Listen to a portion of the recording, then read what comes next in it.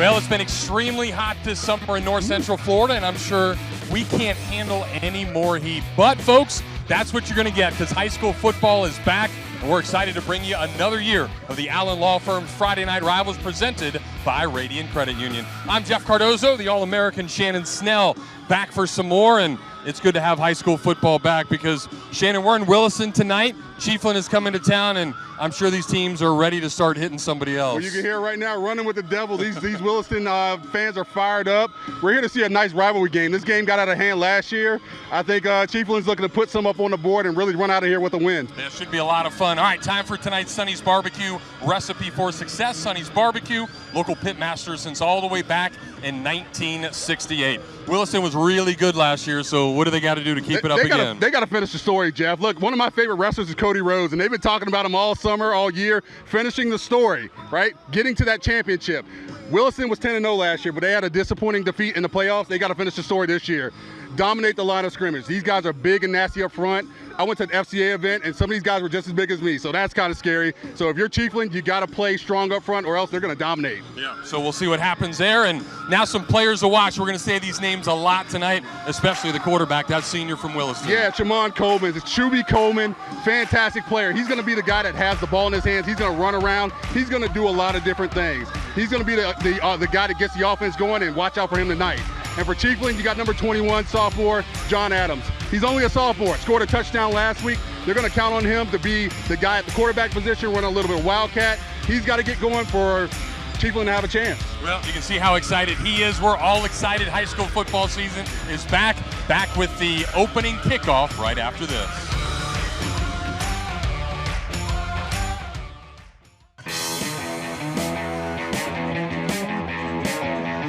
Back here in Williston, it is time for our Radiant Credit Union coin toss tonight.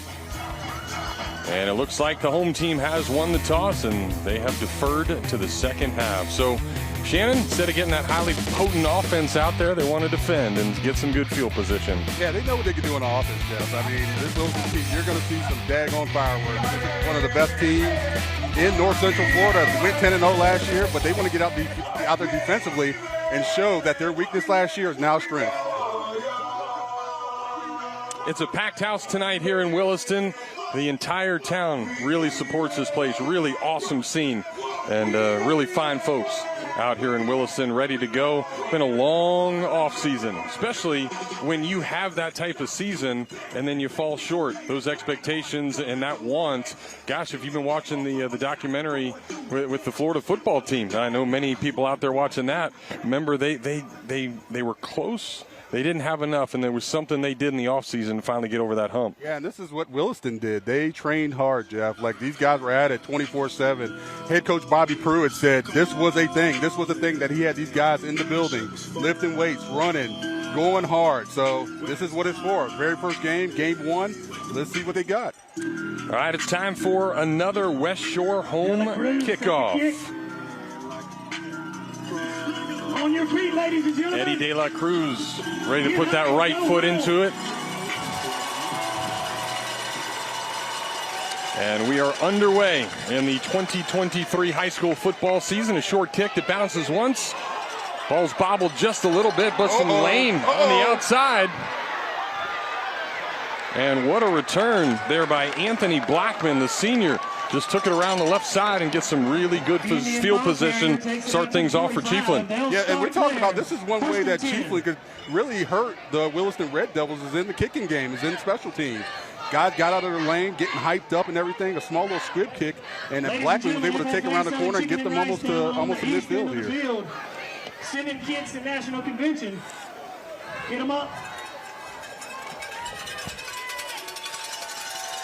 So that Chiefland offense ready to go.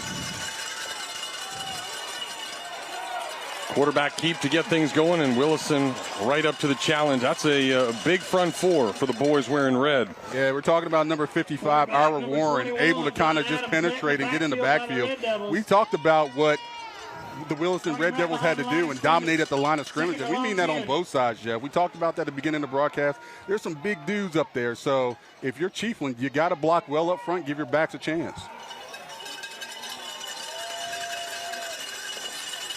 John Adams back there ready to take the snap again. He'll go to the left this time. Try to come behind the guard on the left side, and still not much room. A gain of about 2, and that's going to make it 3rd and long. Yeah, we're going to see a steady dose of Adams for the Chiefland offense. It's only a sophomore, but a guy that scored last week. Really good player. But I'm telling you what, the Williston Red Devils have planned for this. They saw it last week. Unfortunately for Chiefland, they had a little bit of a blueprint. They played a preseason kickoff last week. Didn't fare so well, so if you're Williston, you're not going to be surprised. You know what they're going to do. Adams will come out, but bring in Austin Jones, a junior. He'll have the tailback to his left. 3rd and 9, and they're going to run it again. Same spot and same result. Even worse this time, 3 or 4 red jerseys there. And that is going to be a 3 and out to get things going for Chiefland. Jeff, you saw 11 guys standing around the ball or in on that tackle. If you're Chiefland, this first drive that you had, hey, great job for Williston going 3 and out. But if you're Chiefland, you got to get a little bit more creative offensively because Williston just keyed in on everything you just did. Sweep left, sweep right, sweep left.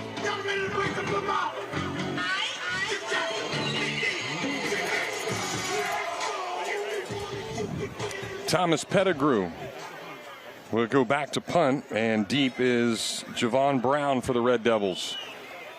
He's on the far side, and Roberts on the near side. Kick is off, and a good one. It'll be Roberts. Finds a seam, up to the 30, 35, 40, and pushed out of bounds. So, good field position for Williston as they get going for the first time. Now, this is what we want to see, Jeff. This is worth the price of admission here. This is the Williston offense, which was so explosive last year. This game between Chiefland and Williston last year, Williston put up over 50 points. They put up 57 points. It wasn't even close. This offense is better this year. So if you are Chiefland, you know what they're going to do. They're going to run some bucks, some triple options, some different kinds of stuff. It starts with number 10, Shimon Coleman, Shuby Coleman. You'll hear a lot about him tonight. You'll hear a lot about what he does. He is one of the most exciting playmakers in North Central Florida, and he is what makes this offense go for Williston Red Devils. There was a block in the back, so Williston will be backed up and lose about 20 yards because of the penalty. Look at the big men up front. Carlton Benton. You see a lot of these guys, they're heavy duty. These guys are athletic, but they'll lean on you. They'll lean on you in this running game, which Williston does better than anybody else. So Shimon Coleman ready to go. Under center. Takes a snap. Quick little hit right up the gut, and that's a good 4 yards on first down. Yeah, so defensively here, we're going to take a look at Chiefland, and they're going to be really responsible for stopping the big plays. You see number 26, Reggie Adams. You're going to see big number 90 and 21. Big number 90, Wilco Howard. He's a big body. He's going to be in that middle trying to stop some stuff up, as the same with Amari Strong. These guys need to stop the dive up the middle and force everything to the outside so those outside playmakers can make the plays on the backs. Our starting lineup's brought to you by Allen Law Firm, your local personal injury law. Let us fight for you. Here's a nice toss deep down the left side and right through the hands of Javon Brown. Really pretty ball there by Shimon Coleman, and just Brown not able to haul it in. Yeah, if he just runs right through that. I mean, his arms are coming out. You know, just run right through the ball. He placed it right in the spot. His wide receiver, he slowed down a little bit. Arms ran out. If he runs right through that ball, he's got reservations for 6. So that'll make it 3rd and about 5. Hey, this is a good spot if you're Chiefland. You have the opportunity to go 3 and out here. Just got to stop the Williston Red Devils, which have been historically pretty good on 3rd down. Coleman back to pass again. Quick little screen, and that is complete to Jace McDonald. He's got some room to run, and he keeps going. The 50, 40, 30, 20, 10, 5 to the house. Wow. Listen, this is the part about Williston that's really scary. They can hit you and be so explosive when they got guys running upfield, catching the ball downfield. But nice little screen pass to number 4, Jace McDonald. Catches it out of backfield, makes a couple moves. Great blocking by his offensive line downfield. You love to see the big men get downfield and make those blocks. And he does the rest. He takes it to the house. Well, and Coleman did exactly what he was supposed to do. The offensive line lets the guys come through. Don't panic. Know you're going to have a guy there. Just get it to him, and there's playmakers all over the field. Follow your blockers, Jeff. That's all he had to do. He was smartest man on the field right now. He's got 6 points under his helmet. Eddie De La Cruz with the extra point. It is good, and just like that, Williston a big hitter on third down, 65 yards to the house, and it is 7-0 for the home team.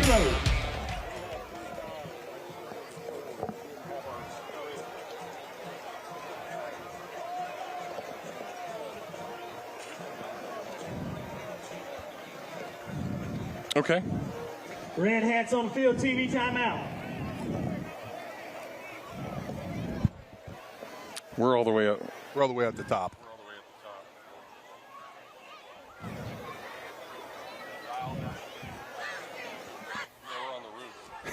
We're on the roof.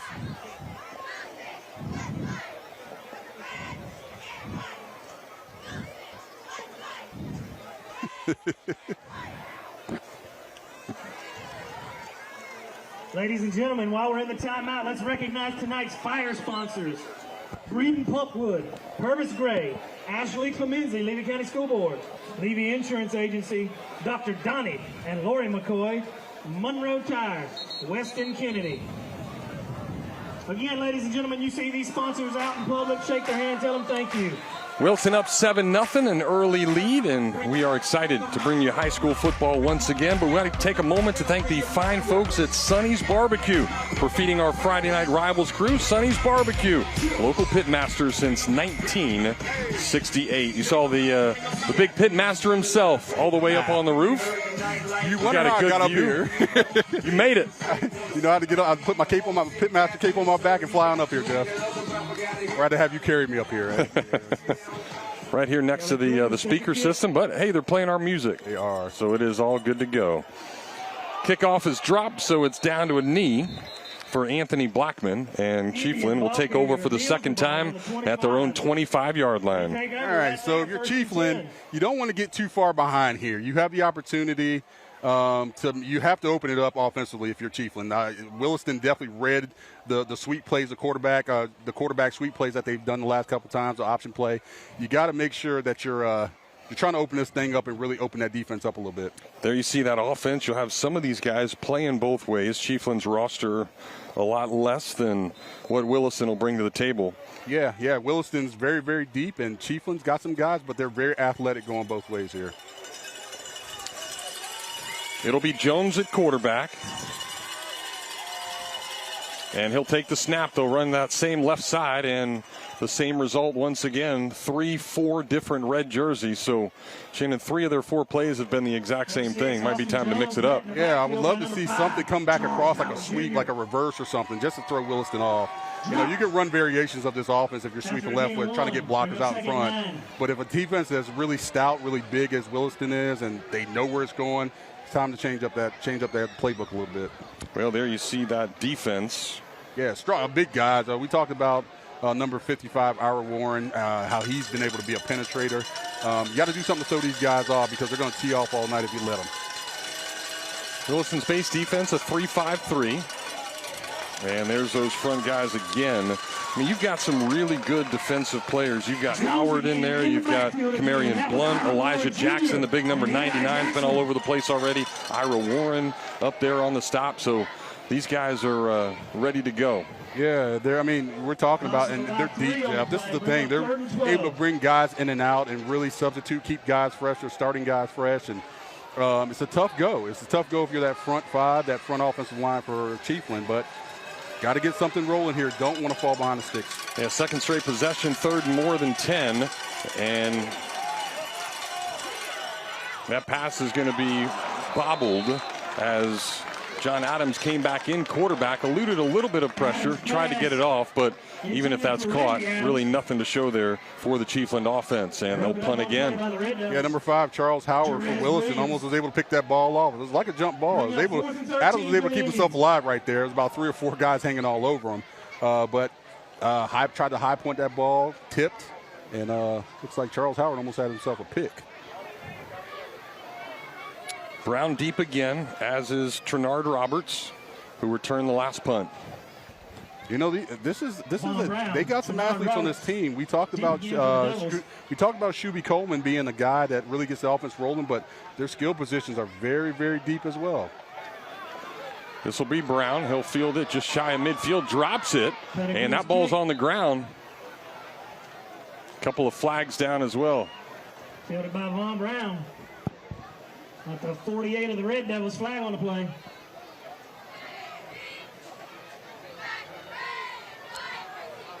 Yeah, that's a case of secure the ball first. I know he was looking around. He was looking to see where he can get an opening and he can take it.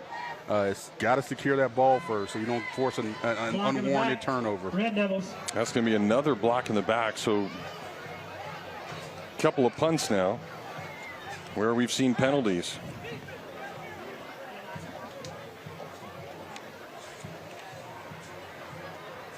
March off 10. Red Devils take over on their own 40-yard line. 1st and 10.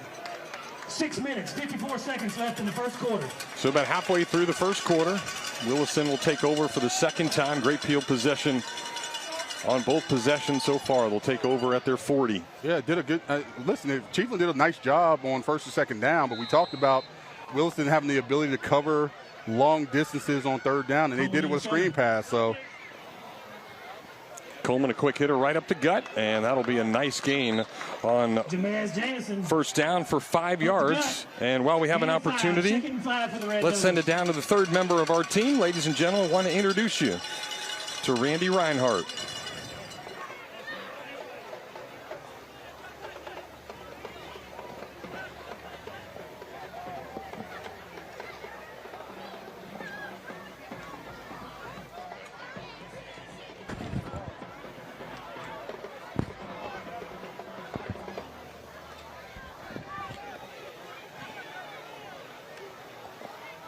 All right, we'll fix some technical difficulties, but it's been no difficulties for this offense early. And there you go once again. Trenard Roberts down the right side to the 20-10 before finally being pushed out of bounds. Takes it all the way to the right sideline. Yeah, Roberts has been that guy. I mean, come on. I mean, we're talking about a team that's really stacked at a lot of positions. Great blocking by the offensive line. Let's give credit where credit's due. There was a nice hole. It was supposed to go to the outside, but Roberts was able to find a nice hole up in the inside, over pursuit by that Chiefland defense.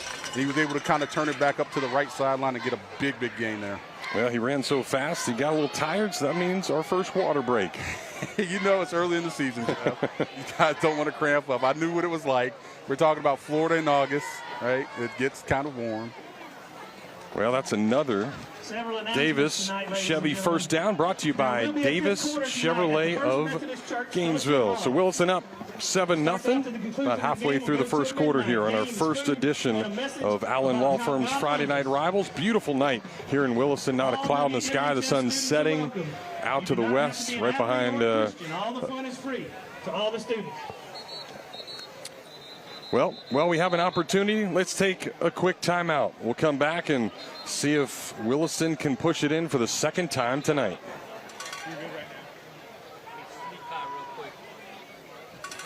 TV timeout, ladies and gentlemen. Speakers are killing me. They're bad.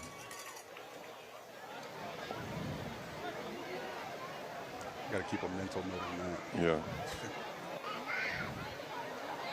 Yeah, I mean, it could have easily been somewhere else. Sure.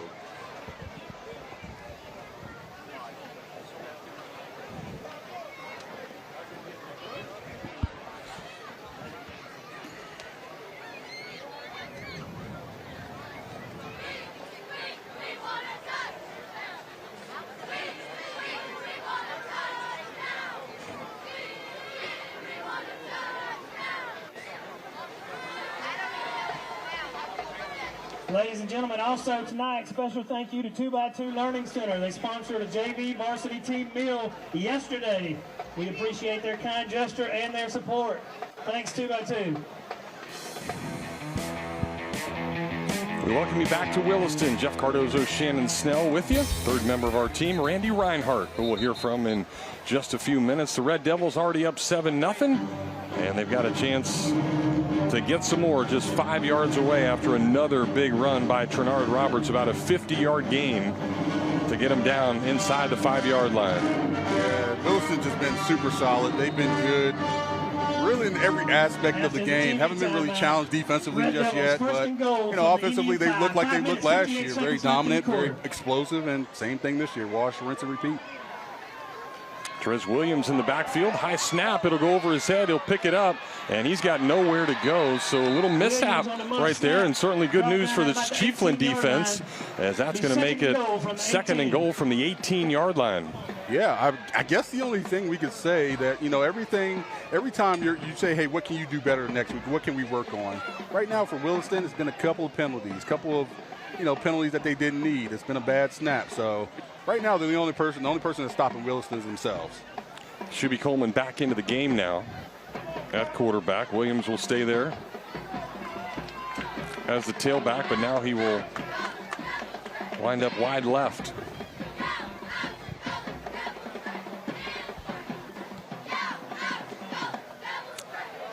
Quick little hit. That's Jace McDonald, who gets down to about the 12-yard line, so that'll make it 3rd and goal. Yeah, McDonald, that big catch and run for the touchdown early. Ran a little cross buck action right there. Running back came back across the formation. Misdirection. That's one of the things that will kill you. Going one way, coming back the other. And I'll tell you what, Williston does it better than anybody. Well, we're in the Call a Mattress red zone. Call a Mattress deals so hot, they built a fire station across the street. Nice. It has certainly been extremely hot in north central Florida. And too hot right now, and Williston wants to call a timeout and talk this thing over, see if they can punch it in the end zone.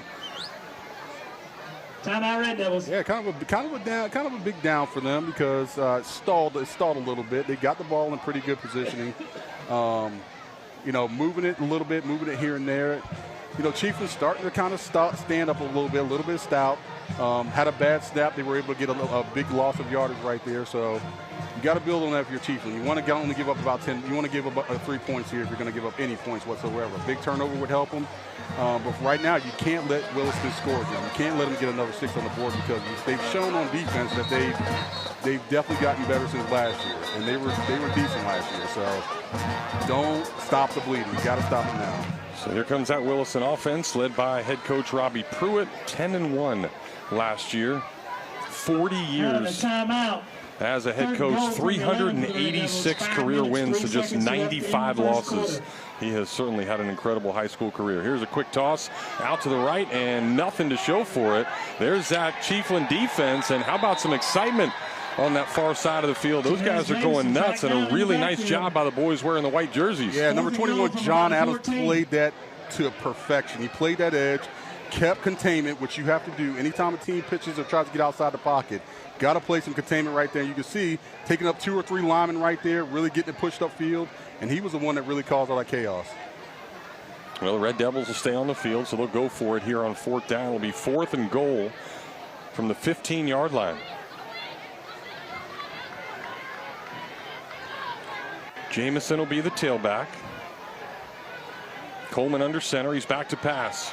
Rolling out to his left, throwing across his body, and that one is just going to be a little bit wide, intended for Javon Brown, who was looking for a flag, but that's a stop for this Chiefland defense, and maybe a little momentum swing. That's what you needed. Listen, you made a good stop right there. Played some good defense. You were aided by a bad snap right there, but they stood up, able to stop that running game and force a turnover on downs. Nice job by that Chiefland defense. Chiefland led by James Corbin, 2nd year. Offensive coordinator is Lee Bell. He's been there for a long time. This is year number 7 for him. Last year, Chiefland went 7-3, 3-2 in the region. Yeah, had a really good year last year. We talked about the big loss of what was a really good Williston team. But throughout the year, they were really competitive, beat some teams really, really well, beat the team that beat Williston in the playoffs, which is even more, if you're pointing to any kind of key area for them. So they're a good team. They just, a lot of times, Jeff, whenever Friday nights come roll along, it's how the teams match up. Jones will be the quarterback.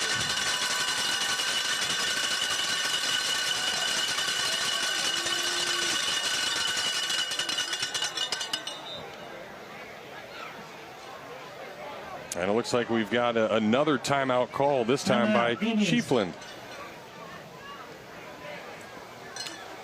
Well, looks like we've got our fan of the game, the coolest fan of the game. And there he is right there in between the cheerleaders. So congratulations. He played his part, and that was a tough choice tonight. There was a lot of good-looking people walking in here supporting this Williston Red Devil team. The big dog right there did it up right. Listen, I'm not a fan of red and black or red and white. You know what school that normally reminds you of, Jeff, but I'm digging that hat. I need to get that Williston hat he has. I need to know where he got that from. Wear that around the house while I'm mowing the grass. Got no way to prove it, so maybe I'm lying. But I'm only human after all. I'm only human after all. Don't put your blame on me. All right, back ready to go. 1st and 10. That'll be a quarterback keeper and some good space to the outside and really good running room. And that'll be a gain of about 35 yards for on the keeper by Austin Jones. So this is a little bit different, Jeff. They went straight downhill. It wasn't kind of a roll left, whatever. It was power blocking at the attack, and they come straight downhill, and they were able to get the corner and, got a 35-yard gain. Big for them. Regardless of if they score or not, it flips the field. It gives them some good positioning in case they have to punt it away and make the Red Devils go the full length. Yeah, look across midfield for the first time tonight. And Jones will stay at quarterback. He'll run to the left again. Another good job of blocking up front and some good running room there on 1st down. Gain of about 8. There you go, offensive line. That's what we're talking about. Offensive line for Chiefland. Now starting to be a couple people movers. All right, Nathaniel Dumas, Brody Ellis, Dominic Welch, Zachary Dumas, and Stephen Porter. Moving some guys now, right? It's not just a meeting at the quarterback or meeting at the running back with that entire Williston defense. Starting to move some guys out the way and get some big yards. That'll make it 2nd and short. One receiver to the near side is Thomas Pettigrew. But offsides before the snap, and that will give Chiefland a 1st down. Yeah, we talk about what, and this is to be expected early in the season. But I know Coach Pruitt, he's very much a stickler about discipline, as is his coaching staff. So kind of not the thing you want to see if you're Williston, if you're the coaching staff, about giving away free yards. But if you're Chiefland, take it. Got yourself a free 1st down, and you're deep. So after not getting a 1st down in the first 2 possessions, a couple of 1st downs here. They're on the move, Jeff. I mean, a couple good plays. We're talking big gainers the last couple times, and now they're really deep in this Williston territory. So we'll see how this red zone defense, as it's coming up, looks for them. High snap, but handled by Anthony Blackman. Senior was back there, and not much room to run on 1st down, and that'll be a loss of a couple. Yeah, number 55. We talked about him already. Ira Warren coming down the line at the defensive tackle position. Look at him running down the line, making a tackle right there. Big guy being able to think. But, hey, look, if you're Chiefland, why not, go back to what you were doing? Don't sweep it outside. Hit straight downhill. You've been having success with it. Yeah, wondering the same thing. All of a sudden it's working. Yeah. And then now you go to something else with somebody that hasn't been back there, and it's a high snap, and that'll put you in a hole. Why get cute? Well, they'll go right back to the run game with the quarterback. That's John Adams in there. He tries to get a couple back to the original line of scrimmage, but that'll make it 3rd and now 9. And I hate to say it, Jeff, but it's kind of like a momentum killer, right? You got something going. You're moving it against a pretty good defense, and then all of a sudden you have a bad snap, forces you to kind of have a lost yardage play. Then it puts you now in the 3rd and long, which you haven't been super successful. So let's see if they can dial something up to get themselves a 1st down here.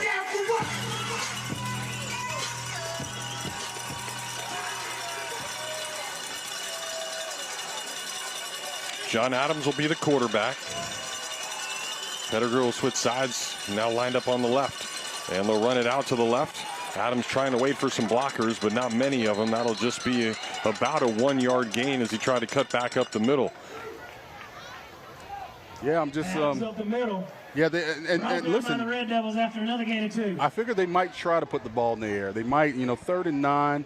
I think if you're Williston, there's not, hey, just, play the offensive lineman in front of you, shed the block, make a tackle. That's what they've done. That's what they did right. They didn't do it the first 2 plays of this series, and you saw the big gains. Now they're back to what they've been doing. Now we're talking about 4th and 4th and 7.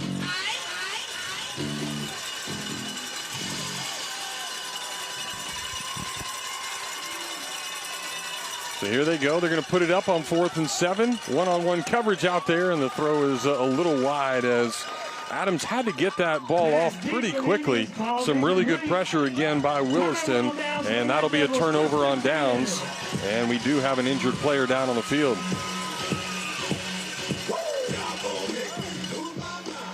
Yeah, it looks like number 40, Logan Martin's down on the field. Might have took a little shot right there. Hope he's okay.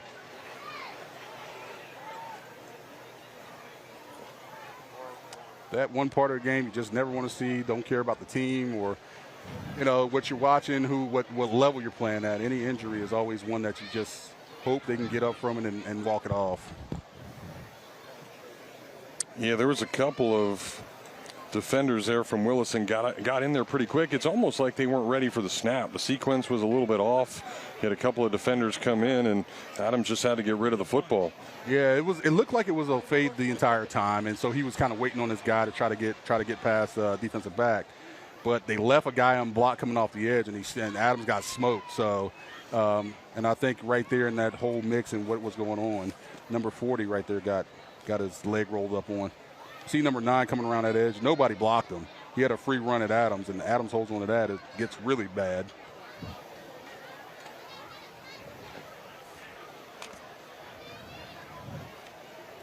Yeah, I think Martin just got caught up in that hit right there. Adams hit the ground and might have rolled into the back, rolled into the side of his leg.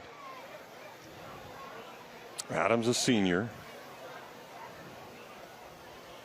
Hey, but here's the thing, Jeff, and here's the good news if you're Chiefland. You got a minute and 13 seconds left in the first quarter.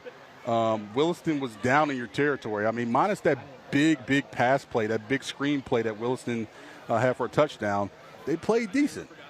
Yeah, we got the chair in there for the cop. He thought ahead.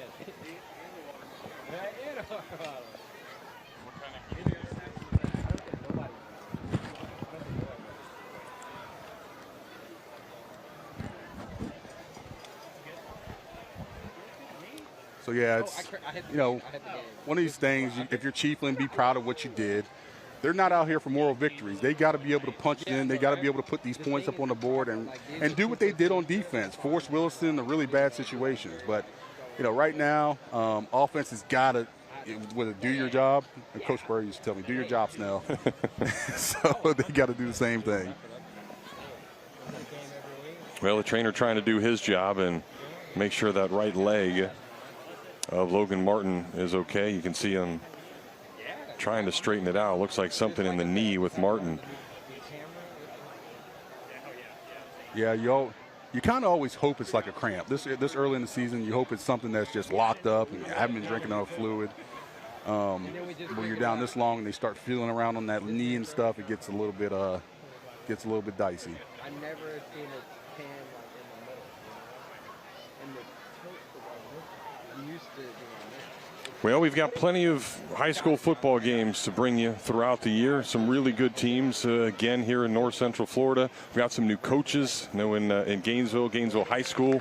Former Gator Ian Scott has made his way in there, really trying to revitalize that program. Back, and we talked about earlier, Mark Whittemore retiring from Buchholz High School. They got a new look there, and so yeah, there's a little bit. Hopefully, you know, we still get to see Newberry High School with Ed Johnson and Hawthorne High School, which is next week. That's a preview to next week's matchup, but that's going to be a great matchup. And so I'm excited this season, Jeff. We're going to see some guys. I know they've been working hard all season. I've been able to get out to some of these places. So we'll see which one comes out on the top and which one's standing at the top of the pile coming into the season. Yeah, Buchholz has made it to the Final Four the last couple of years. Mark Whittemore retires, wants to spend some time going to watch his kids. Of course, Creed Whittemore was the Gatorade Player of the Year last year. The first time anyone from this area has gotten that award. So Chuck Bell takes over at Buchholz. So it'll be a fun season, and we'll see all those teams a couple of times this year. All right, back to action, and there is a handoff to the left side and some good yardage there on first down for Williston. That's going to make it second and short. Yeah, number 3, Jarrod Williams, able to come around that corner and make a one cut and get upfield. That's what you like to see. I love one cut back. Somebody that's not dancing around the backfield. They decidedly try to get through a hole and get upfield and get as many yards as you can. Another Gainesville area prospect, Clinton Portis, was like that and carved himself out a really, really good career.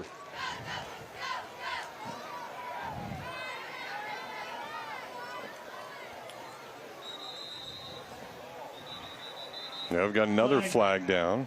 Encroachment. And it's going to be offsides this time on Chiefland. Red Devil first down. So that'll give Williston another first down. Davis Chevrolet first down. Yeah, I mean, if you're Chiefland, you clearly don't want to give this to Williston. You know, able to kind of hold them right there. Got a big 8-yard gain, but then gives 3 yards up. And once again, like I said, there's expected things that happen early in the season with penalties. See some face masks, some stuff that you just, you don't teach, but you can't really get until you get the live reps. Being offsides, that's just a mental thing that you can't do. About 15 seconds ago here in the first quarter. And that one, a little trickery there as a quick handoff right up the middle. And some nice yardage again on first down. And that'll be Jamari Williams getting a little action at about 7 yards as they cross midfield. That's that offense, Jeff. A quick handoff, a quick hitter up the middle on the dive. If you don't tackle it, it can go to the house. And with that, it will end quarter number 1. The home team tonight, Williston, has looked very good offensively, and they lead it 7-0. We'll take a timeout and come back with more of the Allen Law Firm Friday Night Rivals presented by Radiant Credit Union. All right, student section, let's see what you got. Hey, just to let you guys know, Allen Law Firm's up here, so whenever you're ready for them to go on, let me know.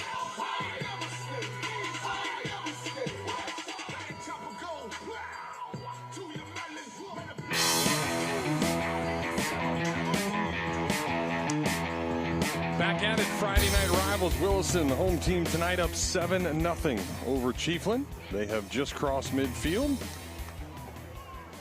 A great opportunity last time out there. They got all the way down to the 5-yard line. A couple of penalties pushed them back, a mishap on a snap, and then they turned it over on down, so they try to score for the second time. As it's 2nd and 2. The Indian 47. And another quick handoff there by Coleman, and that'll be enough for a first down. Gain of 4. Red So, Devils, first and 10. I feel like they're setting them up for the okey-doke right now, right? They keep handing it off up the middle. They keep handing it off up the middle. Short little gains. That play, if Coleman keeps that ball, I don't think anybody's catching them, right? That defensive end crashed down, and there was nobody out there. So don't be surprised to see a keeper happen at some point in time here over the next couple plays. Yeah, nobody paying attention whatsoever. That's the guy you need to pay attention to, by the way. So. Coleman will keep it back to pass. A little post route right up the gut, and that'll be a little bit overthrown as Jace McDonald couldn't run it down. Intended for McDonald. Yeah, nice job by Blackman there. He's played a good game tonight. Been a guy on both sides of the ball. He's caused some chaos in the backfield on those running plays, but was able to kind of run step for step right there and make a nice play on the ball.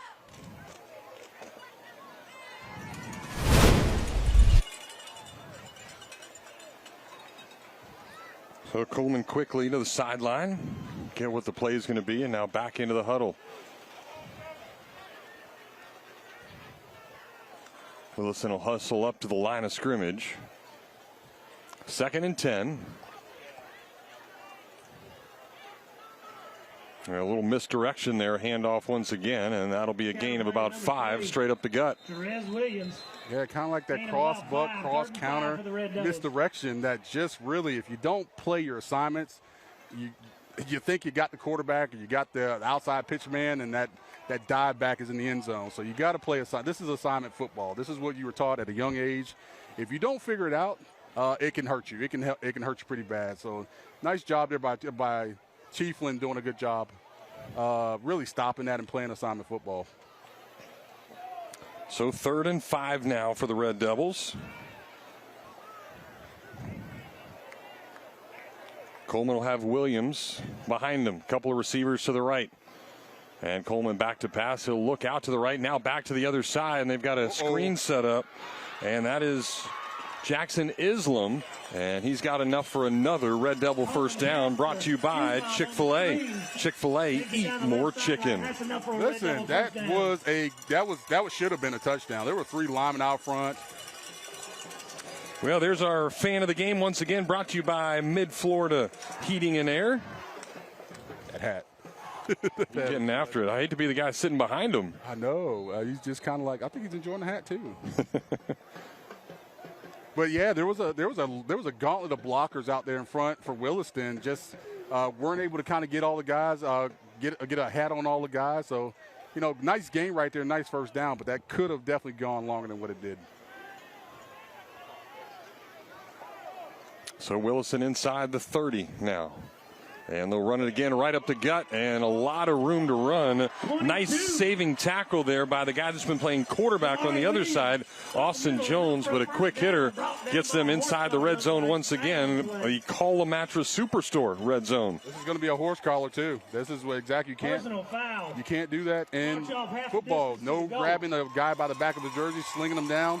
Doesn't matter if it's coming from the back or the front. That's just not a rule you can do in football anymore. But we talked about assignment football. You don't play assignment football, that quick hitter up the middle. You think the quarterback's rolling out. He showed it to you a bunch of different times, but then that guy ends up, he's 20 yards downfield. Well, and for game one, that's really good execution. That's a timing play that has to be done perfectly. Those guys got to all know understanding. The offensive lineman, your boys up front, made a really big hole, and Williams made it happen. Yeah, it allows guys to fire off, hit guys in the mouth, because let that quarterback make the decision. Does he pull it? Does he keep it? Whatever that's going to happen. It's just a really tough offense to defend. New quarterback now, and a direct snap right up the butt. That is Jerez Williams, and he's got himself a touchdown. Yeah, just perfect play call on the goal line. Great blocking by the offensive line on that right side of really pushing guys back off the ball. Williams did the easy work, is running that ball into the end zone, but fantastic drive by the Red Devils right there. Able to kind of slowly but surely work the ball down there. Showed a lot of what they were capable to do in the offensive side of the ball, and got themselves 6 points. About to go up 2 scores. Eddie De La Cruz set for the extra point. It is up, and it is good. 14-0 lead now for Williston. We've got 9 minutes and 51 seconds until halftime. And we will come back with more Friday Night Rivals right after this.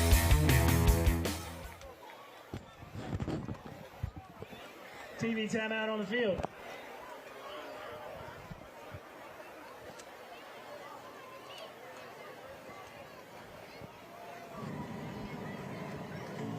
I stood on the net for what it was.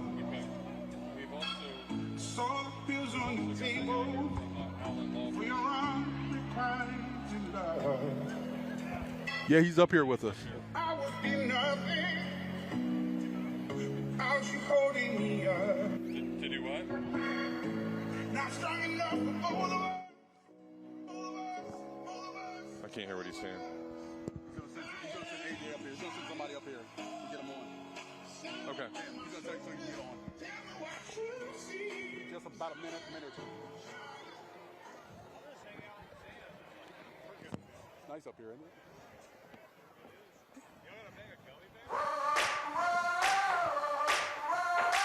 Our Dave & Buster's score driving summary started with a quick little hitter out to the tight end. Jackson Islam got themselves a first down, and then a couple of really nice runs. Shannon got him in the end zone.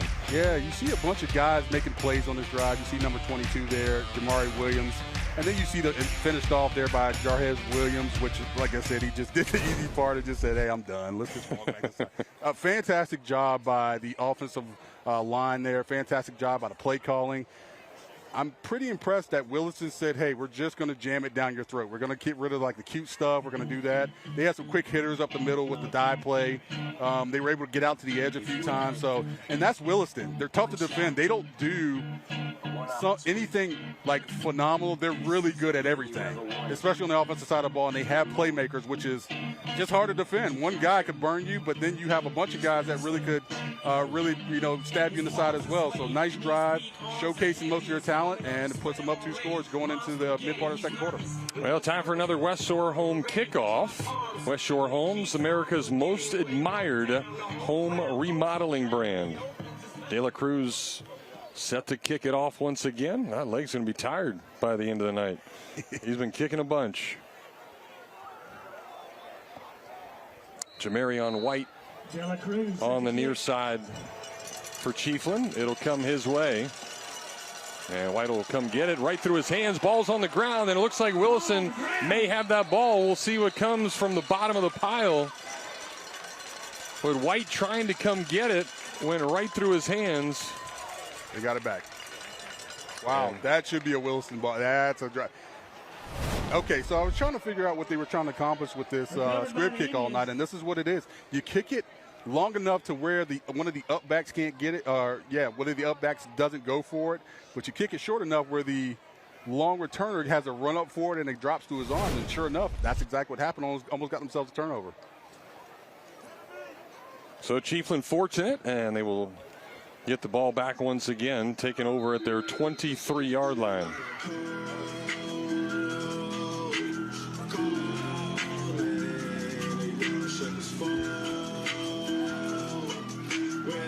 All right, Jeff, so the question is, offensively, what are we going to see out of Chiefland? Like, we saw them able to get some big yards on that sweep play, on that kind of like a dive play or off right tackle last few times, but Wilson's done a good job shutting down this other stuff that they've been doing.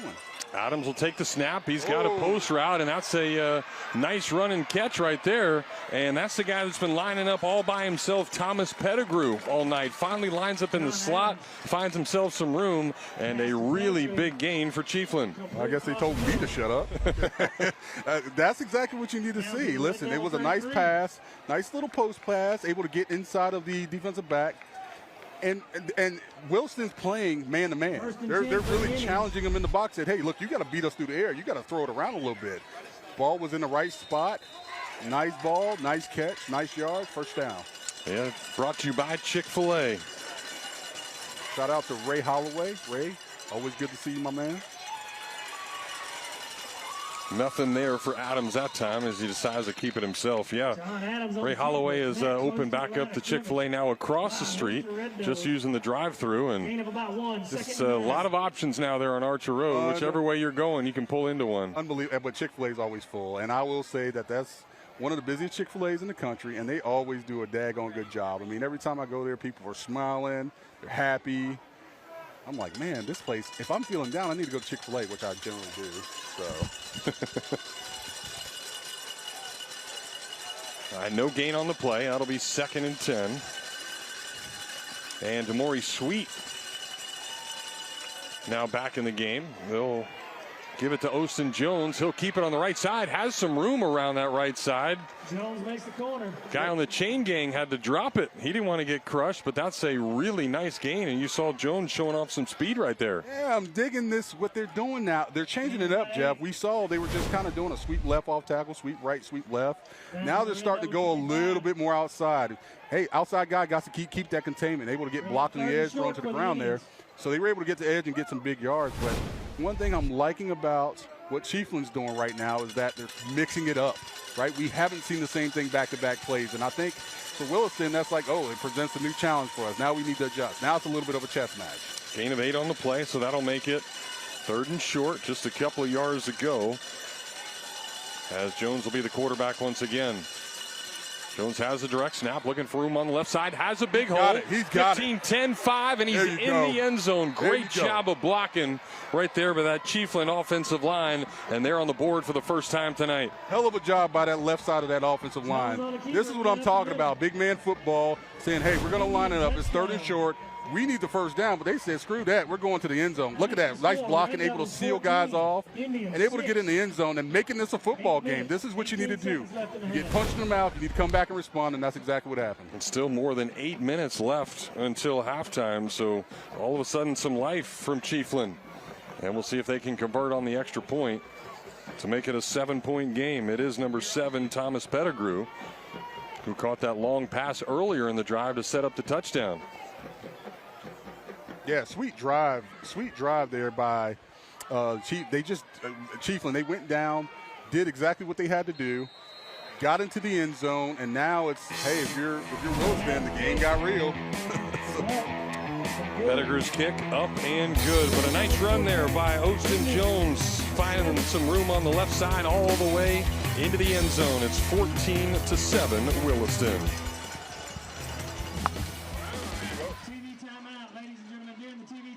Let's again recognize our Inferno sponsors for the evening. All In Removal, Big Lick Star Rental, Black Prong Equestrian Village, Black Prong Bar and Grill, Black Prong RV and Self-Storage, Frank and Nancy Etheridge, Kids and Company. Hey, David. Good to see you, man. My man. You doing all right? What title do you want me to give you? Just call me David. Okay. Yeah. David from the Allen Law Firm is good. All right, perfect. Yeah. Pug Whitehurst and family, the Wachowski family, the Woodford family, Yes, we had to turn the things up because that speaker's so loud you can't hear without it. But then it's like I'm going to have a headache by the end of the night. I suspect so. I mean, it's the price of celebrity, I suppose. Wade and Tisha Whitehurst, Ben E. Keith and the Islam family, Lane's Yardware, Matt and Angie Brooks, B4 Signs, Spar, Myrie Motors. So we're just looking there to start and be on camera for a second. And then Sounds good. coming back now. Again, folks, those sponsors financially make it happen for these boys. You see them, shake their hand, tell them thank you.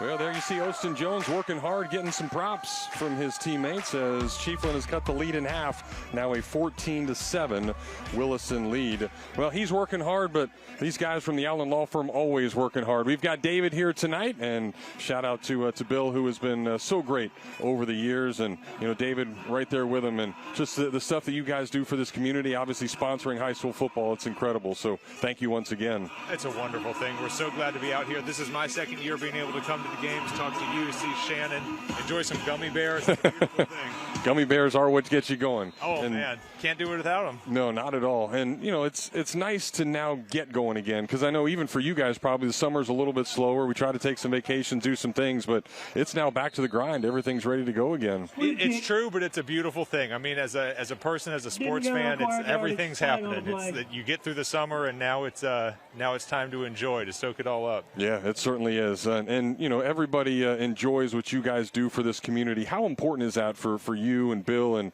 everybody else? Like, why do you guys continue to do this year in and year out? Well, it's one of the most important things for us. It really guides more than just what we do as a business. It's a fundamental principle of who we are as people, and it shows up in lots of different ways, and we're fortunate to have the ability to sponsor something like Friday Night Rivals and be out and see people, and it's really goes beyond just a sponsorship for us. It's what we are about, and then it shows up in the business. Yeah, and I think that's evident because of how long he's been a part of this community, and you know what he did for the University of Florida back in the day, and now continues it. And you ever gotten on one of those motorcycles with him? No. When I started, Bill encouraged me to do the training course, which I did. I went through the process. I learned what I needed to know, and other than that, I just give him a wave as he motors on by. And he does it very well. Well, the defense there for Chiefland motoring right on into the backfield, so some renewed energy. Now, after that touchdown, the defense fired up a little bit, and a big stop there on first down. That's a loss of 5, and that's going to make it 2nd and 15 for Williston. Well, and two, I know we talk about Gainesville a lot, but you have all these smaller communities just outside, too. And I know it's important for you guys to get in there in each and every one of them. And there's so many great people in North Central Florida. It's fantastic. And you were talking about Bill and his motorcycle. I do the foot-powered version. I was riding my bike out here the other day to scope everything out. Not moving quite as fast as these kids are, but yeah, it's awesome. I mean, North Central Florida is such a wonderful place with so many different things to see and do. It's easy to get caught up in the cities, but I mean, this is everything you could hope for. It's fantastic. Williston right back to the screen pass. It's been successful tonight, and a nice gain of about 10 yards there now to make it 3rd and manageable. So only about 3rd and 5 as we are about halfway through quarter number 2. And you can see once again penetration gets in there, but a really nice job by Coleman, the quarterback, to let those guys get in there and get it to those playmakers. Big opportunity here for Williston. They're up 14-7, about halfway through quarter number 2. So a big opportunity here for this Chiefland defense to try to get a stop. Things are heating up out there, too. We saw the quick response from Chiefland, and now Williston back at it. It's getting tight. Certainly is. There's a tight little handoff, tight little zone to get through, but that's exactly what happened. Really nice job up the gut, and that is Jamison, and that will be enough for a Chick-fil-A first down. Number 10, Rivers. You see it right there again. Not a big hole right there, but he squeezed through and got enough for that first down. speaking of Chick-fil-A, I have not seen the cow yet, and I have had my eyes peeled. That was hoping to be able to get one of those little stuffed animals, bring it home to my new daughter, and so far. Well, awesome, man. Congratulations. Thank you so much. I appreciate it. Yeah, 7 weeks into fatherhood. It's wow. So you haven't slept in 7 weeks, basically. Jeff, it sounds like you might have done it yourself. That is correct. Gain of about 5 on the play. It's nice to be able to get out and about, though. Yeah, no doubt. And it's, a joy that you'll never forget. Actually, my oldest, which is kind of crazy, started the University of Florida a couple of days ago. So that's fantastic. Congratulations. Really crazy times. Yeah, thank you so much. Congratulations to your oldest. That's a major accomplishment. Water break. All right, well, we've got another water break here in Williston with 6 minutes, 10 seconds to go. David, thank you so much again for everything that you guys do. Just incredible, and certainly appreciate you being here each and every week. It means so much to all these kids. I know it puts smiles on their faces, gives them opportunities, and you guys are tremendous for doing it. An absolute pleasure. Can't wait to be with you this year. All right, man. Thank you so much. All right, that is David from the Allen Law Firm. Again, it's 14-7 as Williston leaves Chiefland, and a big second down coming here. Avery Lewis, Mackenzie Micheletti, Lillian Morgan, Jasmine Jamaica, and Adrian Williams. Put your hands together, ladies and gentlemen. Give them a round of applause.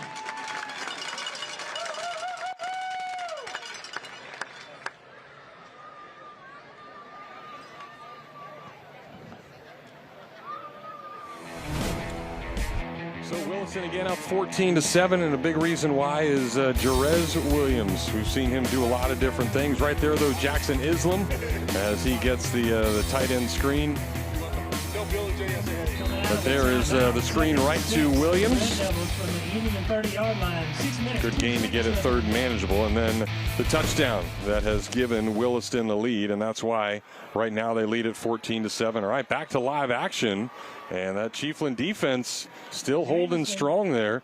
They've given up a couple of big plays up the middle as we welcome Shannon back now. But these last couple of possessions, the Chiefland middle has really understood, hey, we're going to take that away from them. And big number 77 right there, you see him, Amari Strong has certainly been strong. Yeah, we're talking about the middle of that defense, and one thing they had to do was stop that dive play. They had to play assignment football.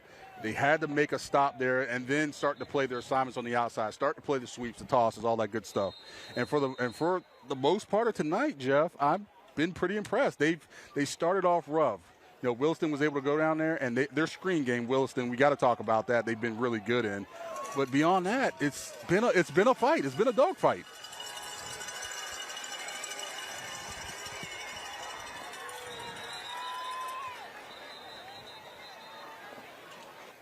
Timeout, White. 5 minutes, 34 seconds left in the half.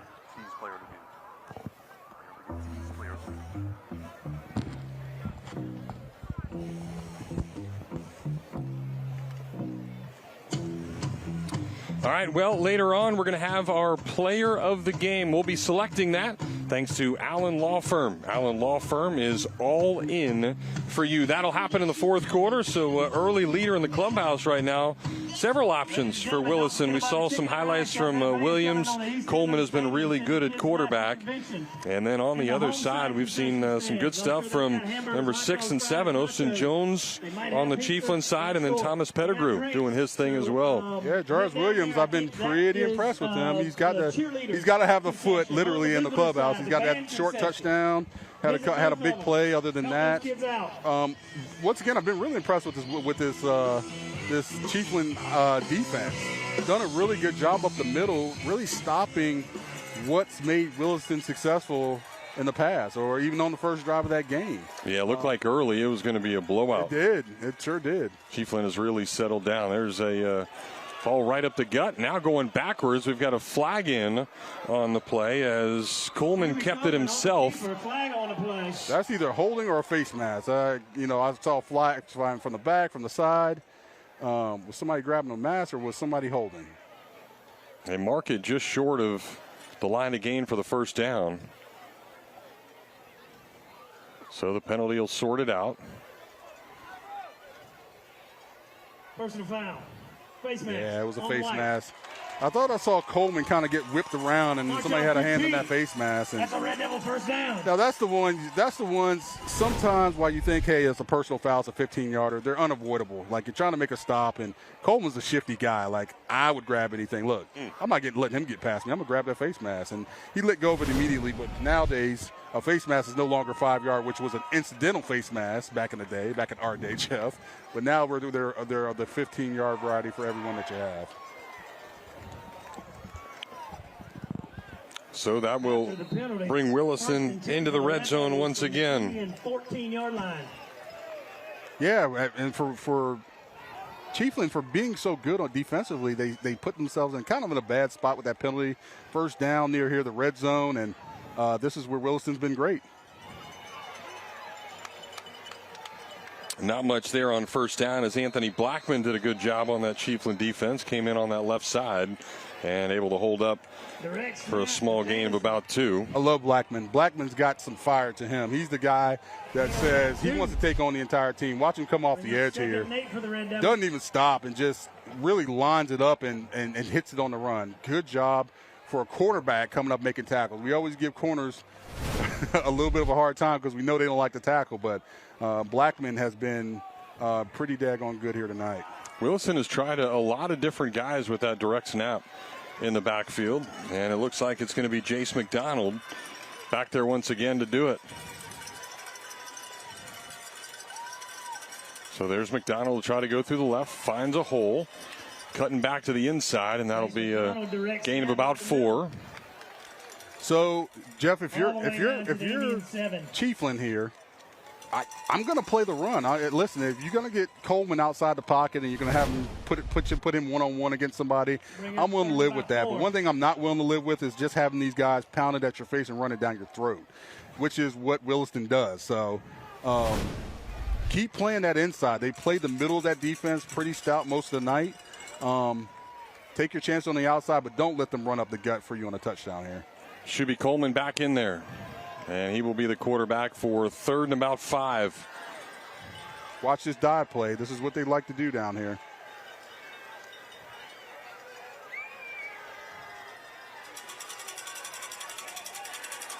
Well, they direct snap it to McDonald, and yeah, there once again, that boy that you liked, Anthony Blackman, in the backfield once again. Stud. That's oh boy, that's not good. This is too okay. Before we get to what just happened, all right. That's a dog. A dog is when a person that comes down is not afraid of anything. It's like, hey, look, I'm taking everything out. I'm blowing everything up. That's exactly what number 1 right there. That's what number 1 right there. Oh, and see, and that's what happens.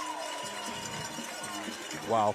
Yeah, that's what number 1 right there, Anthony Blackman, has done, but caused his team to get a penalty. Talking noise, personal foul, and they're going to mark it off, and it's going to be an automatic first down. Yeah, had him stopped, it would have been 4th and about 6. And instead, an automatic first down, half to the distance of the goal.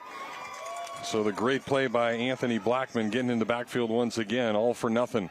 Yeah, you got to be able to control your emotions. I know it's kind of a rivalry game. I know you want to beat Williston. I know you want to run them out the building after what they did to you last year in your building. But, like, you can't cost your team 15 yards. That's just not the move.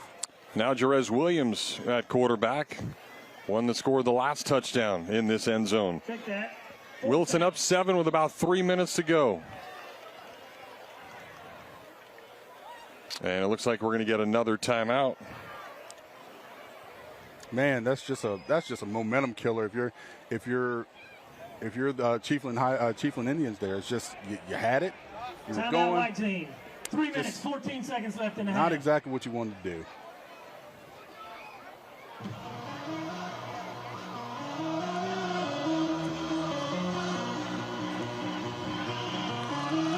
All right, well, we have an opportunity. Let's send it back down to the sidelines and hear from Randy Reinhardt. Randy? Jeff, thank you very much. A couple of things. First of all, I want to talk about Jerez Williams. Just got his right knee retaped about 3 plays ago, so he's back out there after that.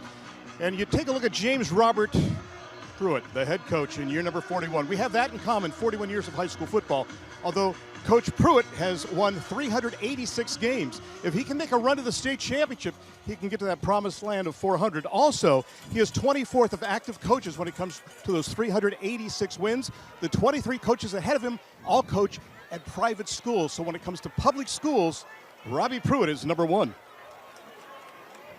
Yeah, pretty special stuff. Thank you, Randy. Yeah, Pruitt's a fantastic coach. We're talking about that 400th win if he makes it to the state championship game. That's where Williston wants to be. And like I said, Coach Pruitt has gotten his guys in phenomenal shape this offseason. His year 2 for him. Last year was a Cinderella season, Jeff. They were not counting on, after going, 1-9 the previous year, they went 10-0. They beat everybody. They ran everybody out the building. So Cinderella season in his first year, got guys to kind of believe, got guys to buy in, and sure enough, he had a big season and is counting on to do really, really big things this season. Well, officials trying to still sort things out from that half the distance personal foul. And it looks like instead of it being a first down because of half the distance and the automatic first down, it'll be 4th down now. And about a yard to go. So a big play right here for both sides. Williston trying to punch it in and Chiefland trying to stop it. It's going to be Jerez Williams getting the direct snap. We'll see which way he goes. It'll be right up the gut, and he's got himself a first down and a touchdown. Just put his head down, got his way all the way into the end zone, pushed a few people back, and for the second time tonight, Williams has reached pay dirt. Yeah, that's the way you run downhill. Like, there was no stopping. He wasn't dancing. He wasn't finding any other hole on the outside.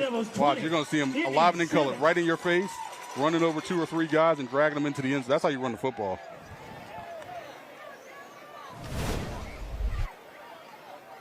And that's the way you capitalize off of a mistake. You know, definitely Chiefland had them stopped. They had them kind of dead to rights on 4th down, got themselves a 15-yard penalty. And Williston does what Williston does, and they capitalized off of it and got in the end zone. De La Cruz's extra point up and good. And with about 3 minutes to go until halftime, Williston now a 14-point lead as they are up 21-7 here at home. So it's time for that defense for Williston to turn it on. What you don't need right now, there's 3 minutes and 1 second left here in the second quarter. You don't need Chiefland going down and scoring, putting the ball in the end zone here. Okay, stop them and give yourself another opportunity to open up the score a little bit more before you go in for the half. Kind of walk through a couple of periods during this. The offense looked explosive at times. Times they kind of took a little bit of a step back, but they've looked good for the most of the night. So, but one thing you don't need to do is give a big play to Chiefland. You don't need that right now. They don't need to do anything crazy that's going to put themselves in a dogfight going into the second half. Just play good defense, get the ball back, and give yourself at least one more opportunity to score. Well, time for another West Shore home kickoff, America's most admired home remodeling brand. De La Cruz set to kick off once again.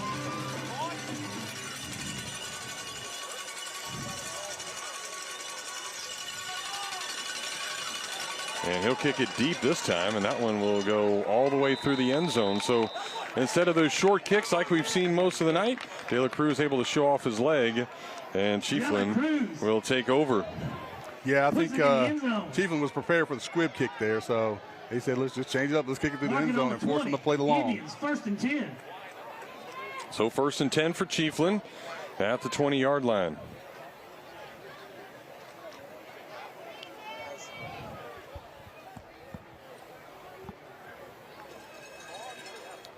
So I was impressed with that. The very first play that they had on that last drive, Jeff, is they had the second play was a quick pass, like a little slant pass or a little post pass over the middle.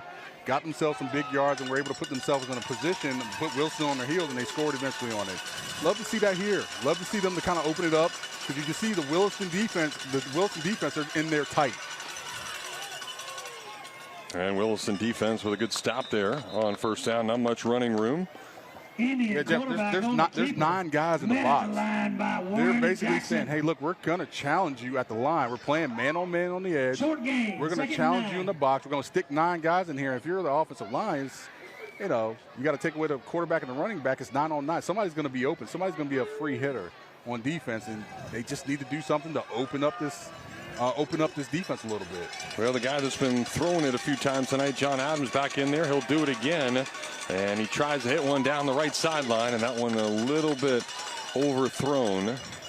Adams pass. And that's going to stop the clock and make it 3rd and 10. So big opportunity right here for Williston with another stop. They've got a chance to get in the end zone once again, and remember, they get the ball to start off the second half. They do, yeah. It's and this is what we just talked about: is go out, play some good defense, give your offense the opportunity to go back and get some more points on the board. Now, with that being said, it's like playing Madden, right? If you kick the ball off, right, you know you're going to get in the second half. Well, if you're Chiefland, you got the ball first, so that means you got to be able to try to match them because the ball goes to Williston in the second half. Well, fake reverse here, but that Williston defense is right up to it.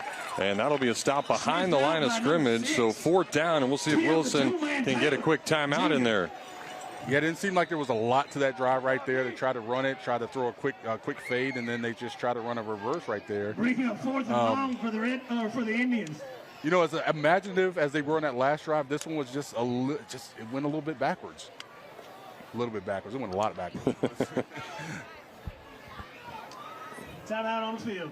So Williston does, in fact, get that timeout, so they'll have more than 2 minutes to go. Try to get into the end zone once again, already up 14 here in the home opener.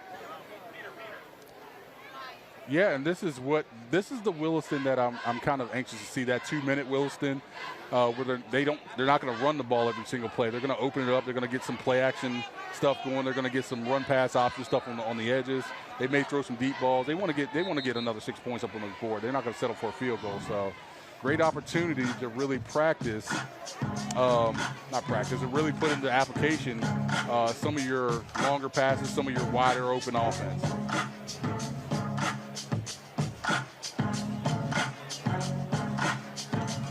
Too bad it's not your birthday. I'd say I'm playing this for you. What you know about 50 Cent, Jeff?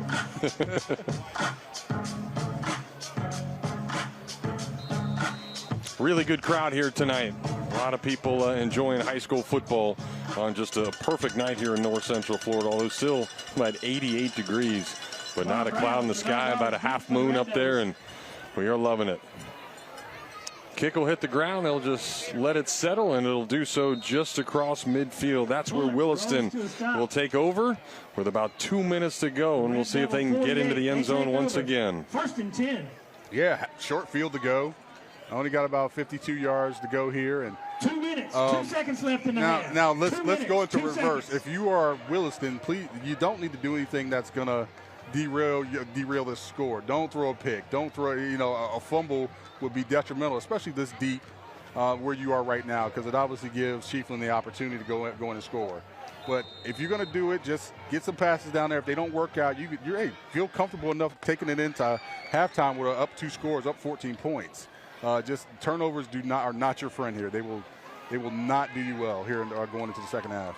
Shuby Coleman back in there at quarterback. He'll hand it off, and a wide run, but nothing to do there. Good job again by Anthony Blackman. Trying to get to the end. That guy's been all over the place on defense tonight. He's a cornerback.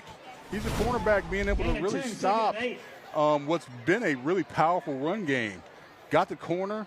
You thought he was going to be able to turn it up right here and get some extra yardage, but number one, you see Blackman able to stick him and hold him up until his boys got there. Really good play by him in both the passing game, defending a couple passes, and coming up and making some really good tackles. It'll be a loss of 1. McDonald did get out of bounds, though, so that stops the clock.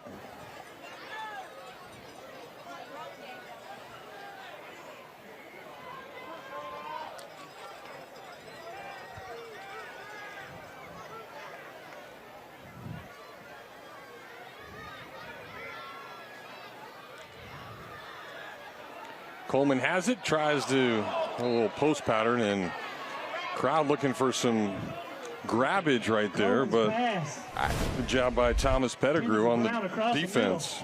I don't know. I think Coleman just missed this one. I mean, Was there a little bit of a yeah, they're at the end, but it shouldn't have. If Coleman puts that a little bit shorter to the 47 left, seconds left in the half. he's taking it out to the house. It was a nice post pattern right there. Just I think he just missed that one a little bit. Javon Brown saying, "Man, he got me. I would have had it." Coach, I had it.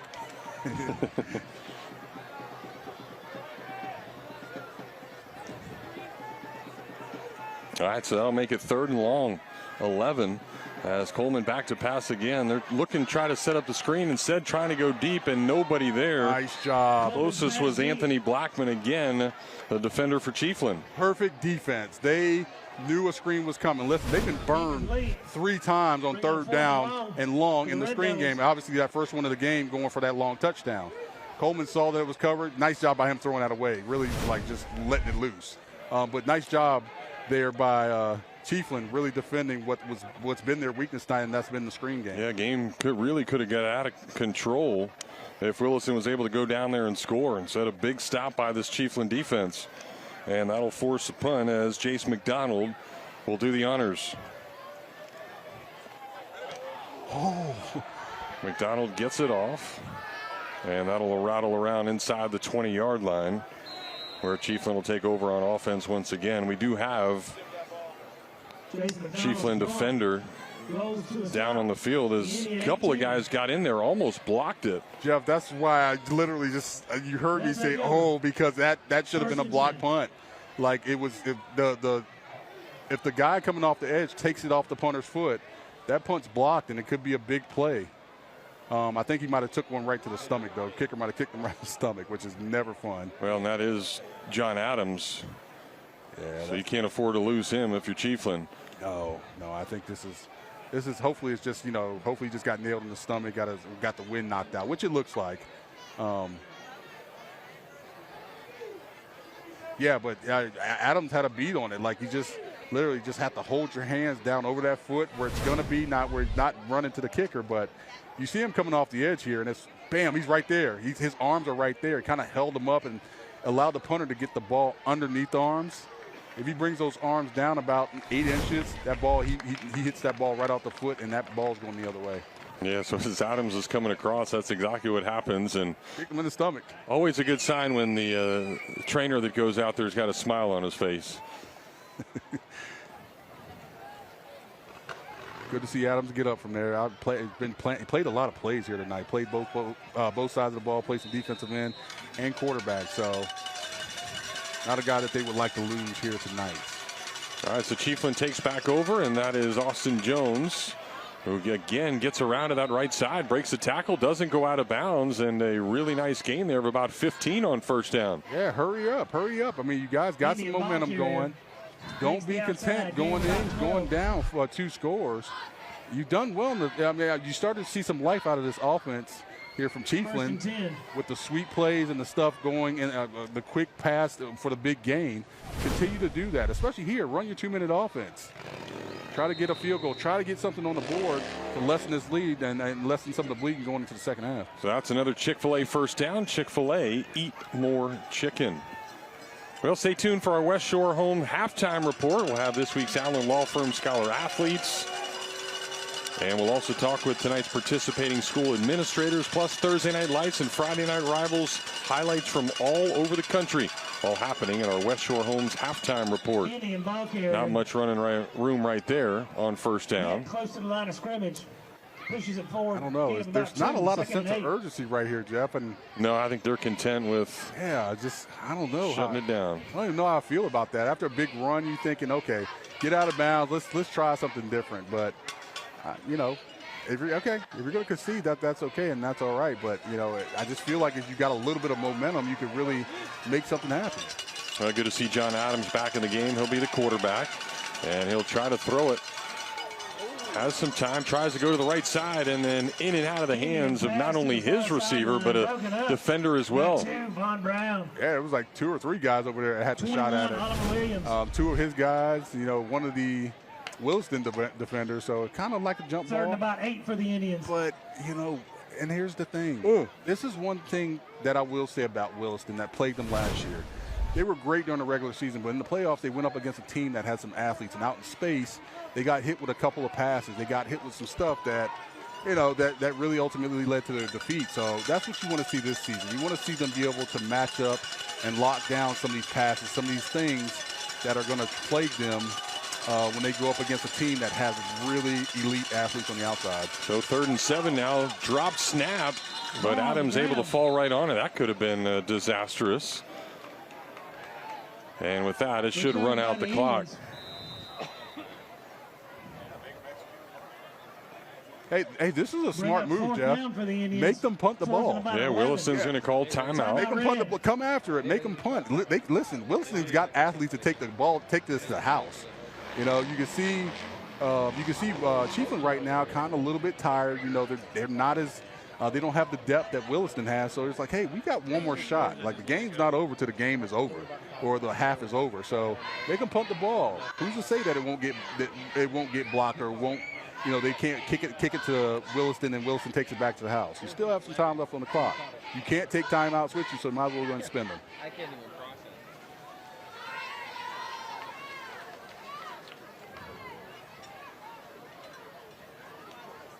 Well, and it's all about learning things here week 1. And again, you're right, trying to make them execute. And even if they're able to get the punt off, it's one more opportunity where you get your 11 guys out there on punt team. They understand what to do, how to go about it. Yeah, it's an extra rep. No rep is a lost rep, Jeff, and that's exactly what happens. Fortunately, something could come of it. So a big play could come of this. Anything could happen at this point, but you never want to spend a timeout, take a timeout to the locker room with you. That doesn't make any sense. Well, they're going to actually throw it on 4th down, and that is going to be incomplete, and that will run out the clock. So at the half, Williston with a 21-7 lead over Chiefland Indians. Yeah, good half for Williston. Great half for the Williston offense. Good half for the Chiefland defense. They did what they were supposed to do. All right, let's send it down to Randy as he is with Williston's head coach. Coach Pruitt, we talk about the wing T. We normally think of the running game, but that screen pass was very effective in the first half. Talk about your offense in the first 2 quarters. We've kind of been hot and cold, and you got to give Chiefland credit for that. They're big and physical up front, and they've made it tough on us running the ball. We've got a few screens and a few passes, but it's been what you would think in a rivalry game like this. It's just been a slobber knocker. Can it be a battle of attrition in the second half? They have a lot of guys out there that go both ways. I hope. We got some going both ways too. So that second half, we've been trying to do a good job of keeping them hydrated this week. And, last week we had some, cramp up in the second half. And this time of year you have that, So hopefully we're prepared the best we can for that. And we'll do the best we can with it. Are the coaches still hydrated as well? Yeah, we drink when we can. Coach, best luck. And Williams okay? He got the right knee retaped again. Yeah, I think he's all right. I think he just bummed it a little bit, but I think he's okay. Coach, good luck in the second half. Appreciate it. Jeff, Shannon, back upstairs to you guys. All right, Randy, thank you very much. There's Robbie Pruitt, 10 wins last year for Williston, trying to get win number 1 this year. And he's off to a good start, a 21-7 lead here at the half.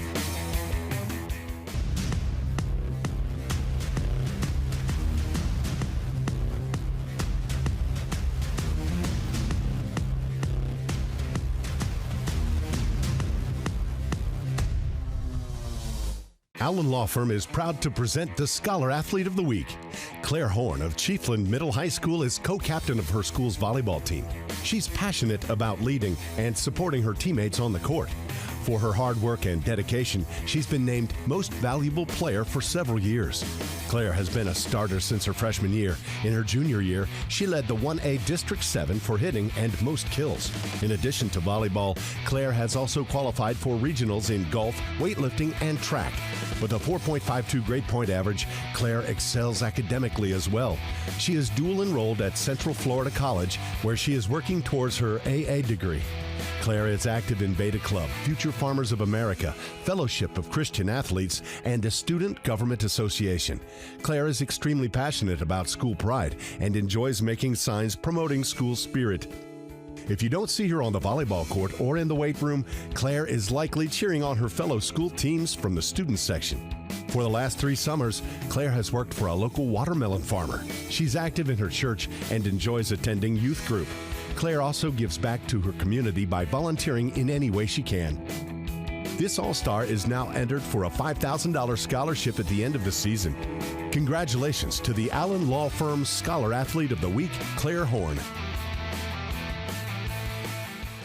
We are joined now by Claire Horn. She is our Scholar Athlete from Chiefland High School in Ohio. What about it? Congratulations and thanks for joining us here tonight. Thank you. Talk about your career in high school. What path did you choose to take? I dual enroll, and I'm deciding to go to college to get my AA. I'm not sure what career path I want to go on, but I know I want to get my AA. And I know, too, you're quite a dedicated athlete at Chiefland High School, too, are you not? Yes, sir. Talk about some of the sports you participated in, if you will. I play volleyball, weightlifting. I'm deciding to pick up softball this year. It's my first year, but I played track and golf my past years.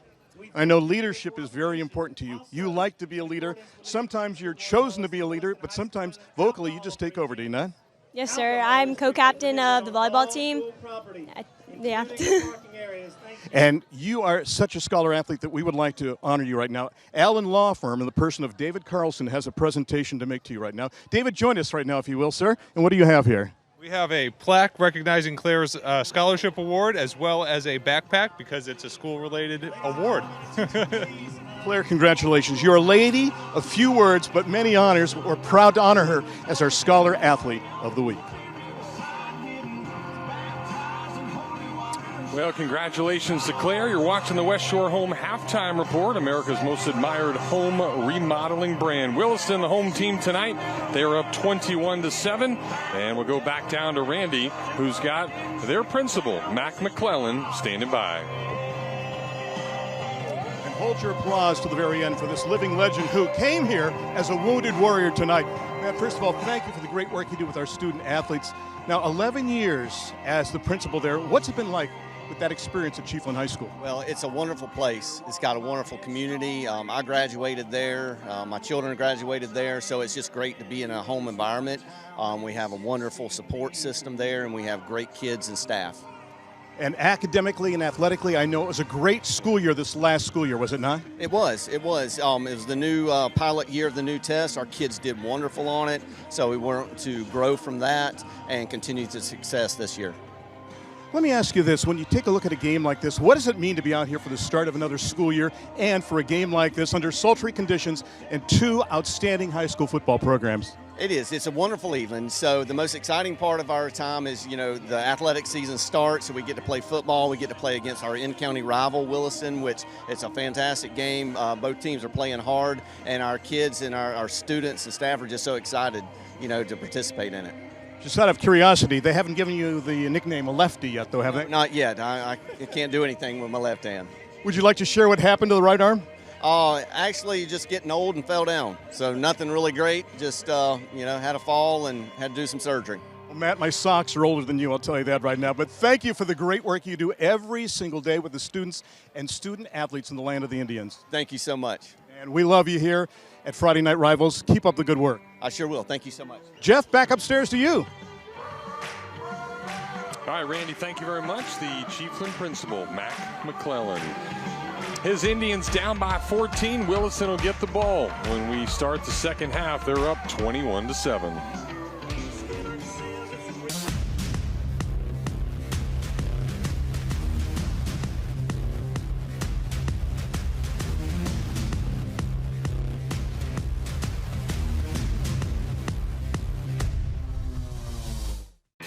Allen Law Firm is proud to present the Scholar Athlete of the Week.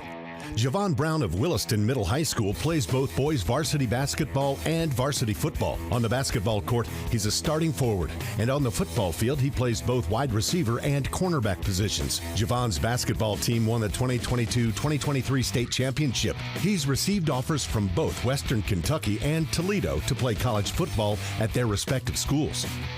This All-Star is now entered for a $5,000 scholarship at the end of the season.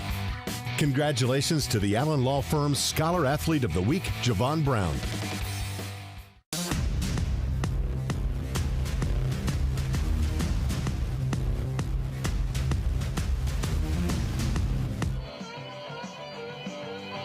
All right, congratulations to Javon Brown. I'm sure he has made a lot of people proud, including his athletic director, Lamar Waters, who is down on the field with Randy.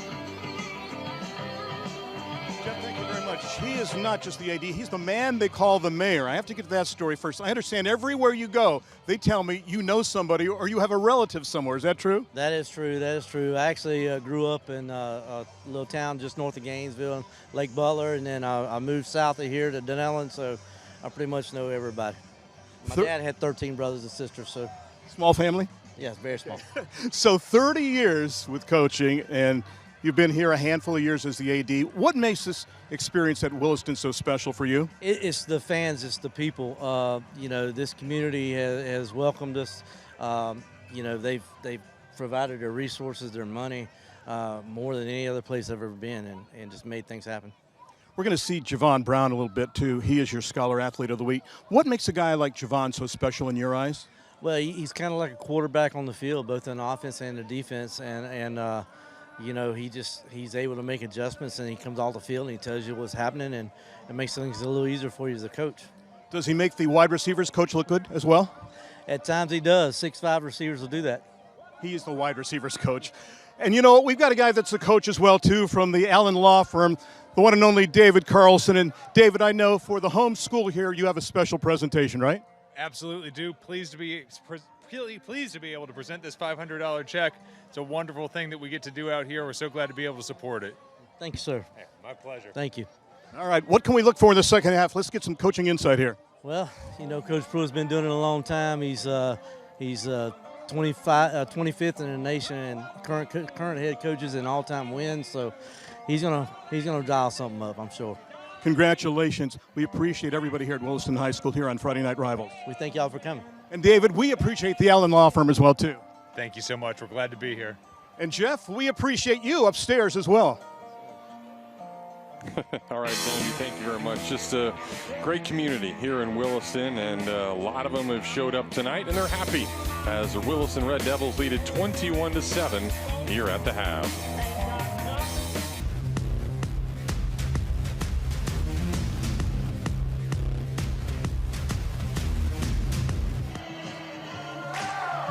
You're watching the West Shore Homes Halftime Report, America's most admired home remodeling brands. Williston got it going early with this nice screen pass to Jace McDonald, Shannon. Yeah, you see Coleman, Jace McDonald on the screen pass, taking it over 60 yards for that first touchdown. We thought it was going to be a blowout at that point, because then you see Garrett Williams, his touchdown short up the middle, able to run it in really quick. But then Chiefland comes back. They hit a long pass here to Thomas Pettigrew, able to take that down deep into that Williston territory. And then Osteen Jones able to come up the middle, really untouched. Yeah, you know, somebody just touches his leg right there and he gets a nice touchdown. So they made it a game, made it 14-7 there, Jeff. Yeah, it's been Jones and Adams really back there. Jones the running quarterback, Adams the throwing quarterback, but the screen game has been really, really good tonight for the Red Devils. Yeah, you see Jarvis Williams there again with a nice screen pass, able to get that first down. And then you see him again with the second touchdown of the night on short, really hitting it downhill and really doing a good job putting them up 21-7. And that's where we are at the half. We'll take a break. We'll come back, and Williston will get the football once again. We'll see what they can do here on Friday Night Rivals. Well, the Red Devils heading back onto the field. Right now they lead it 21-7 over Chiefland. So Chiefland's got some work to do. And Randy caught up with their head coach, telling them what needs to happen in the second half. Coach, talk about the resiliency of your team in the first half. After that first quick drive by Williston, your team seemed to find its level then after that. Absolutely. You know, being resilient is something that's always going to be important to us and something that we really hang our hats on. You know, this is the exact same score going into halftime as it was last year, and that's the message that we're delivering to the kids right now, is that we just had to keep our heads down and keep grinding and do what we do. Are you concerned about the number of guys that you have playing two ways and how that may affect them in the second half of week one in a very sultry night here? I mean, it's 1A football. So you got to do what you got to do. At the end of the day, we've had this discussion with our kids. If we want to put the best 11 out on the field, that means there's going to be a lot of kids that have to play both ways. Finally, John Adams, a little gimpy near the end of the first half. What's his status? He's perfectly fine. Just got the wind knocked out of him trying to block that punt. Coach, best of luck in the second half. Appreciate it. Thank you all. Jeff, back to you. All right, Randy, thank you very much. Williston won the coin toss to start the game. They deferred, so they will receive here in the second half. Yeah, you know, Jeff, this is an important drive, obviously, to Ladies and gentlemen, here we not go down Second half any of the further. League Cup. Not go down any further in this football game, but also their defense played pretty decent in the first half. They had some plays that obviously they wish they could take back. There was a couple of unsportsmanlike conduct penalties that they had close to their goal line. They could have prevented one of those scores, but for the most part, they tackled well between the tackles. They did a little bit better in the screen game, which they were getting killed on early on. So I'm anxious to see how they come out and to see if Williston can continue to keep their foot on the gas. Mike Goodale will kick off, not a big kickoff. That'll rattle around and then eventually roll out of bounds. Good job by Javon Brown just to shove it aside, and that'll be good field position for Williston as they start the second half. It's been the Jerez Williams show so far. Seen a lot of different things on the ground game. Jace McDonald with that big long screen pass for a touchdown early on in the game.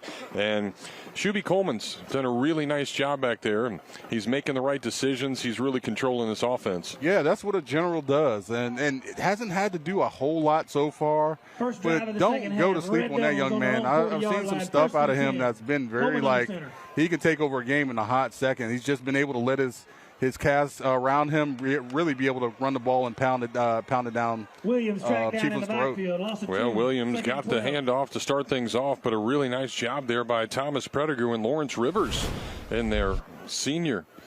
Couple of seniors right there for Chiefland. That's what I'm talking about. Comes right up the middle and sticks them. That's how you come out. That's what we were just talking about. How do you come out of the locker room when you're down 14 and you don't? You're going up against an offense that's really done a good job running the football, and they have the ball. You got to make a stop here and lessen the penalties. You don't need anything stupid to prevent yourself from getting the ball back for your offense. Loss of 2 on the play. Coleman under center. And they'll hand it off up the middle. And that is Williams, and he's going to take it to the house. Nobody's going to catch that guy. And there again, that quick hitter. Great job by the offensive line. And Williams just ran right through all the way to the end zone. Yeah, 100%. We talk about that. Jamari Williams able to take that and just gone. That's assignment football. We talked about that quick hitter, Jeff. They've done such a good job all night of really kind of slowing that thing down. But when you don't play assignment football, you don't see it coming, and it just you see the back of his jersey. You see those cleats kicking up grass.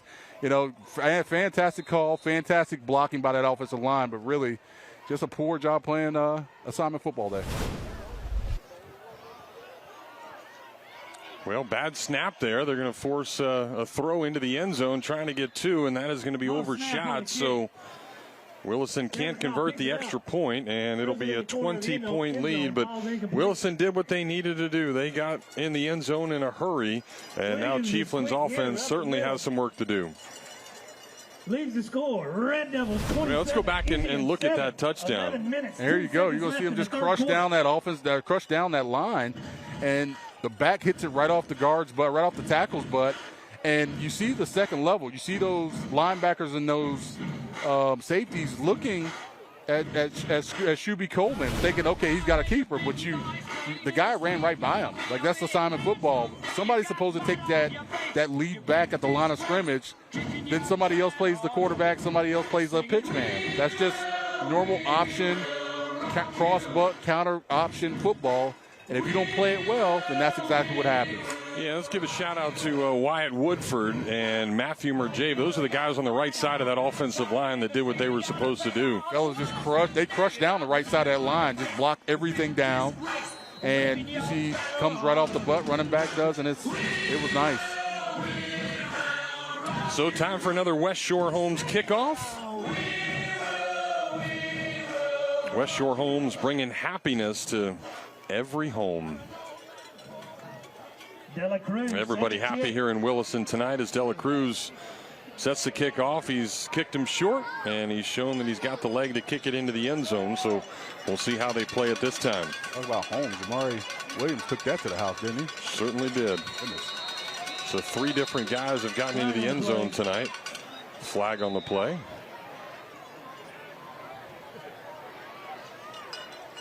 Delay on the Red Devils. Walk off 5. I don't think have I ever seen a delayed game on the kickoff? Cruz gonna try to kick You it know, to the end Jeff, zone from the the 35. last couple of shouldn't happen. seasons, the last couple of seasons, we see some doozies, haven't we? Like, there's been some stuff. That might be one of the first times I've seen that. Like, is there a clock on that? Yeah, once it's set down, once it's put into play, so that'll push them back 5 yards. And now Chiefland's going to align themselves up a little bit differently. They were guarding for the pooch kicks, but the last couple of times De La Cruz has pooched it over their heads. So that's going to force Anthony Blackman, who's been a stud on defense tonight. He is the one that is deep, and they will kick it to the vacated area there, and that'll be caught by the up back, and he will get a few yards. Be finally forced out of bounds at about the 37-yard line. About the 35. They decided to play like a cat and mouse because they kicked it deep, and they said, well, we'll pooch it now since you guys got out of that formation. Take over, first I think they're and 10. noticing, hey, 11 minutes, if they line up in normal quarter. kickoff formation, they'll pooch it. If they line up in pooch formation to receive, then they'll kick it deep. Look at those trophies, Jeff. The Levy County Cup presented annually to one of these two teams, whoever wins this matchup. And then, of course, the most important trophy. I mean, that thing's better than winning the Masters, I think. You get that Friday Night Rivals champion trophy. I mean, yeah. I like the way you're thinking. And Shannon will autograph that, too, if the there's no doubt, Jeff. Head coach asks for it. I mean, been a few of those over the years. I've seen a couple of them. All right, new formation here for Chiefland offensively. They'll stack 3 guys to the short side of the field, 3 receivers. And they'll quickly try to get it out there, and that's not happening. Ball's down on the ground, too. Is that behind the line of scrimmage? That's the question.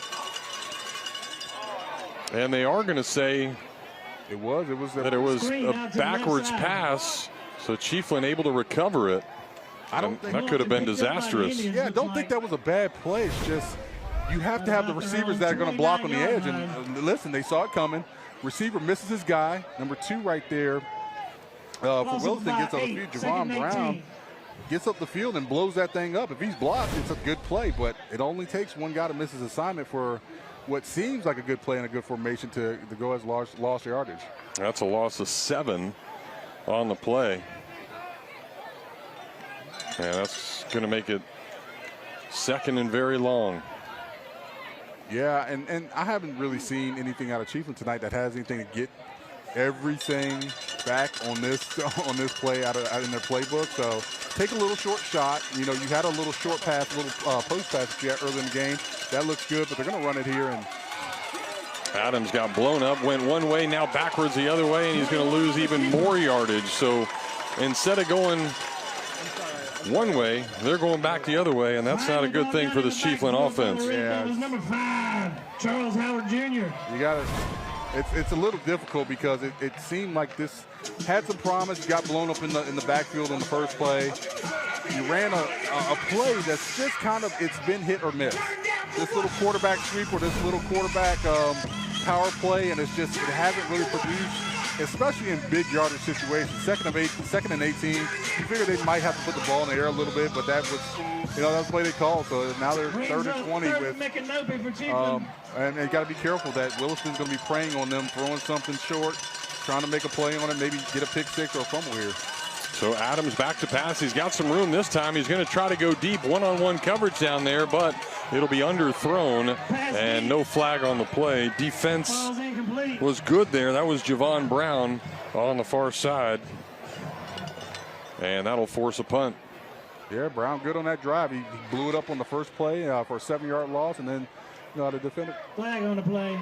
Oh, we did get a flag on the play. Well, I kind of wondered what was going on there because he looked like he had grabbed him. I don't know why receiver's going to do a little bit of acting, but he looked like he grabbed his jersey, pulled him a little bit. He threw his arms up a little bit, but hey, you got to have better. Hey, Jeff, you know how Coach Spurrier used to be. He's like, you got to act. You got to, you got to go to acting class. Well, he has to go to acting class there because if that ref doesn't throw that, you got to at least make your case that, hey, I should have at least got a flag there. So Chiefland got bailed out there. It was 3rd and 21. I guess there was something in the playbook. And that's that penalty. I don't know how necessary that was. I mean, he was behind, but that pass was way off the mark a little bit. I think that would have still fell incomplete. You just got to know the situation. Situational awareness is like, hey, do I give this up? Do I grab the guy? What do I do? And unfortunately, I think Williston felt like he needed to. The defender for Williston felt like he needed to, but I don't think it was necessary. So Chiefland a chance now, 3rd and 9 after the pass interference. And now we've got a flag on the play. The receiver coming out here, Demore Sweet, wasn't set yet. He was coming really wide. 3rd and 14. And the quarterback didn't wait on him. Yeah, outside the numbers. Yeah, first thing you got to do, and look at that number. That guy looks familiar in that red hoodie right there. That was old number 63, Gerard Warren for the Florida Gators. How about that? Big money. Big money. On that, coaching on that Williston sideline. Also, Mike Natil, one of the assistant coaches over there. Williston stacked on their coaches. Got some real good depth. Got some guys that have played some NFL ball, that have been around the high school football system for quite a while. So they're a well-coached group. Got a lot of talent there. So 3rd and 14 now.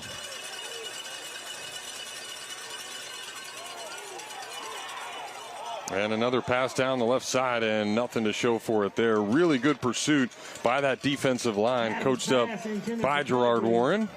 And really nothing that John Adams could get on that throw as he tried to find his favorite receiver, Thomas Pettigrew. Yeah, Pettigrew tried to get open. It was covered.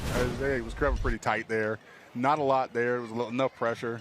That's called lockdown right there. There's nothing there.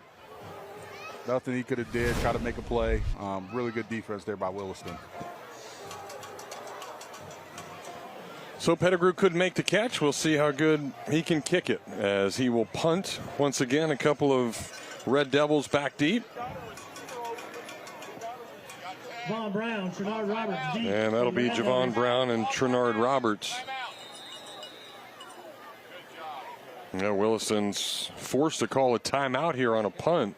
Yeah, I think they only had 10 guys on the field. No, it looked like Chiefland had a guy lined up away from the punt formation up along the sideline, and nobody was covering him. So the coaching staff recognized that and end up calling the timeout. All right, well, we have an opportunity to send things back down to the sideline where Randy is hanging out. Thank you, Jeff. Javon Brown, number 2, is number 1 in the hearts of everybody at Williston. He is their Scholar Athlete of the Week. Not only an honor student and a mentor, but also playing on this football team as a starting defensive back, as a wide receiver. Oh, did I mention he started on the basketball team that won a state championship a few months ago? This guy is almost as athletic as Shannon. Jeff, back upstairs to you. Coming out of the timeout, still 4th and 14 for the We're going to have to teach Randy some things. Almost. Nobody can be as athletic as Shannon. Almost, okay. You said almost. That's the right word to use. Guy's a freak of nature. Look at him. I mean, he stands. We're talking about, I've seen that Williston High basketball team. We talk about guys that can jump out of the gym and do some things that, college level kind of stuff. And I mean, that's Jerome Brown's one of those guys, and he done a fantastic job here tonight, playing some corner, knocking down some balls, making some tackles. Yeah, this Williston athletic program has been really, really good. As that punt is off, they'll let it settle down, and that'll stop just inside the 30-yard line where Williston will take over. They've already scored once this half. We'll see if they can do it again. Up 27-7 here on Allen Law Firm's Friday Night Rivals. Well, later on in the broadcast tonight, we'll feature the Allen Law Firm Protecting the House, our defensive stop of the game. Allen Law Firm, they're here for you 24/7, 365 days a year. We're only here about 12 days a year, but excited to bring you high school football once again. Jeff Cardozo, Shannon Snell with you, and we are having a fun night tonight in Williston. A packed house where Williston is trying to continue the dominance they showed in the regular season last year, 10-0 before falling into the playoffs. And they're off to a good start tonight as they get back to work. Shimon Coleman back at quarterback. And he's going to get around the right side and cross midfield. Really nice run there on first down. That'll give him about 30. Breaking tackles all the way down to the nice Indian job here by 46 number yard 11, line. Jamez Jamison, another guy. Red Devils first and 10. We talk about the guys that they have here. We talk about the athletes that they have, and sure enough, they're just showcasing another one. And that offensive line is really opening things up. We talked about this being a close game. We talked about, what Chiefland was doing on defense. I think this offensive line talked about dominating at the line of scrimmage. They're now starting to oppose their will, and perfect time because you can hear the Darth Vader music playing in the background. But that's the eye, that's that darkness that they have to have up front with that offensive line to open up these holes and really get nasty and really take over this game. Coleman under center again, and he'll give it to Jamison once again. Better job by Chiefland that time, but I think we also might have seen a face mask there as Jamison was dragged back down to the ground. Yeah, looks like they're going to get an extra Personal foul, 15 face right mask there. on White. March off 15. Yep, another 15 right That's there. another Red Devil first down. Second face mask call of night on Chiefland. Got to keep your hands out that face mask. One's probably excusable. Two, it becomes a little bit of an epidemic. So, and they just can't keep giving up 3 yards down. 4 scores, get to a point of a point of no return. So that'll make it another Davis Gainesville Chevrolet first down, brought to you by Davis Chevrolet.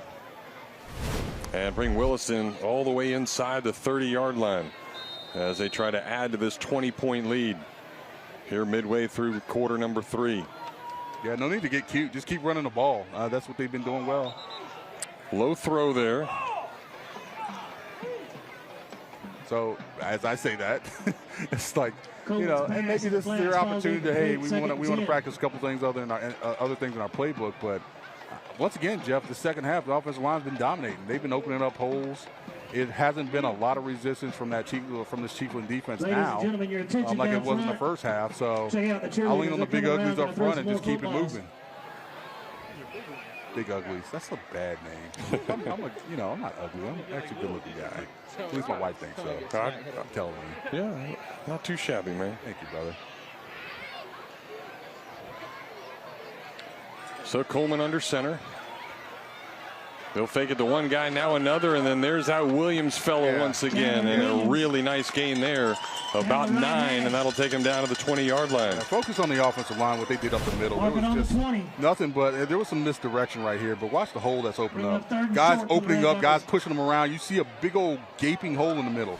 Not only is a misdirection hard to deal with because you got to find the back that has the ball, but when the offensive line is blocking well, it becomes even more difficult.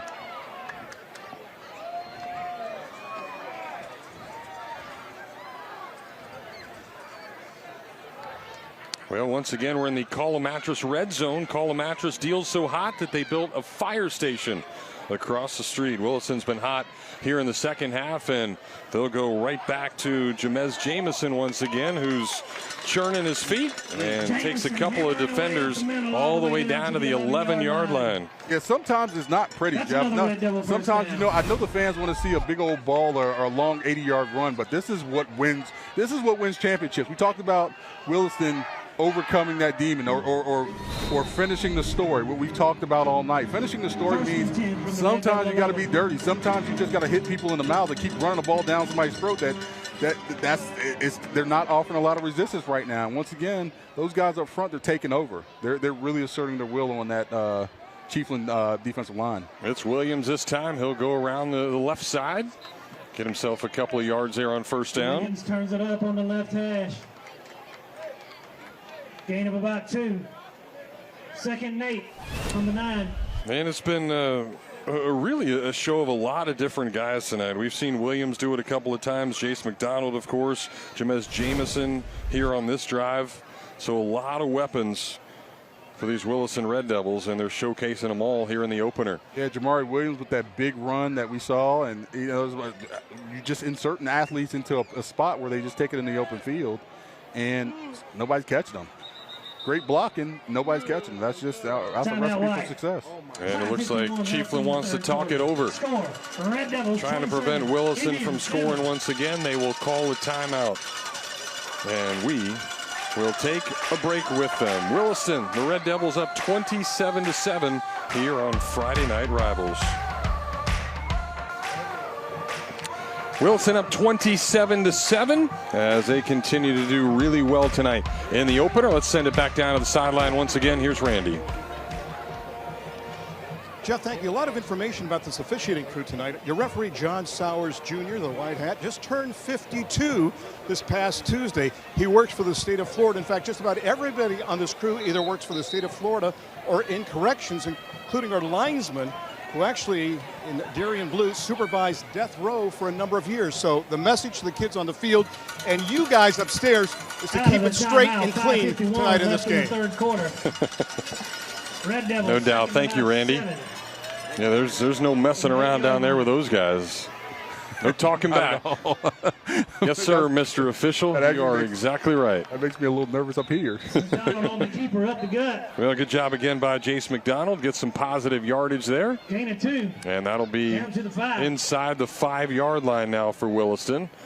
They can still get a first down without getting in the end zone. Red Devils. Yeah, I don't think there's any need to even put this ball. This is 4-down territory. I don't think there's any need to put the ball in the air. There's no need to be cute. I would just lean on the guys in the middle that really got you down here and just try to pound this thing in.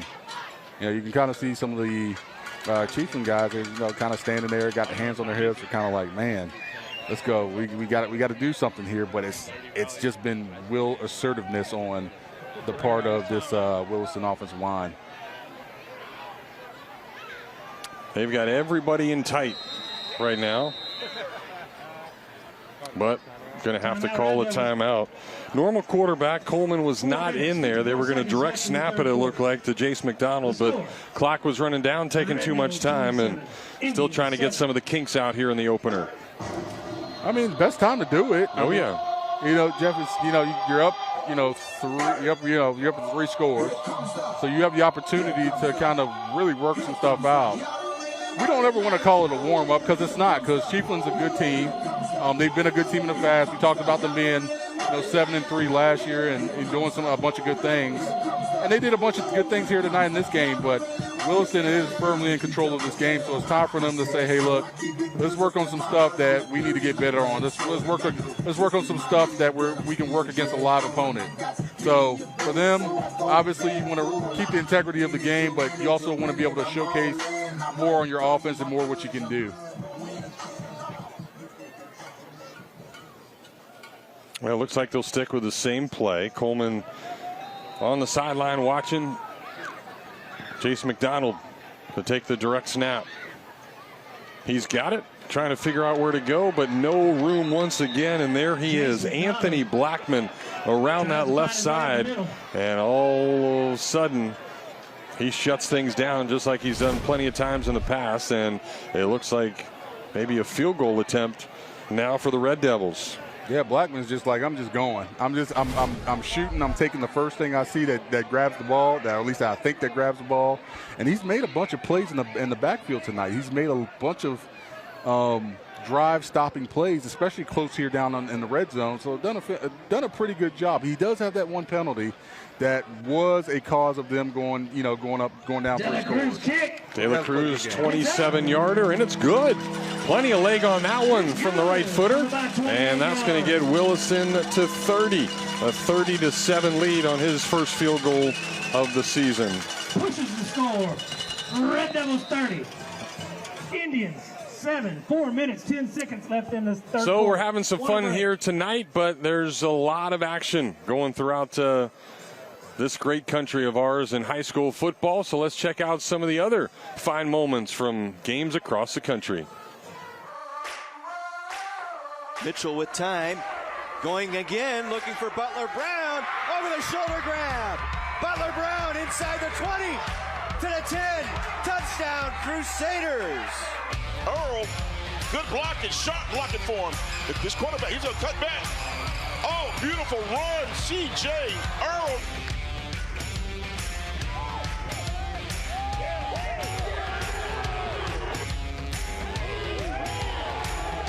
With time, over the middle, has a man there. He'll take it in for the touchdown. Joshua Reese is sacked. John Michael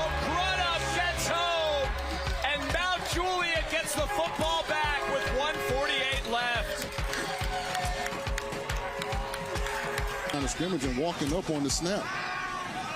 Brady back, throws off his back foot. This is going to be intercepted. Picked off by number 10. Stayed on his feet after a missed tackle and will take it to the house. Touchdown. Four-man rush. McIntyre into heavy coverage and intercepted. Ronald Jackson back to throw. Looks towards the end zone for Adams. Oh, did he make a catch? He did. Look at that. One-handed catch on the seat of his pants into the end zone for a Western Illinois touchdown. Well, from Vegas to Nashville to Columbus and back down to Gainesville, where another pooch kick by De La Cruz ends up staying in bounds.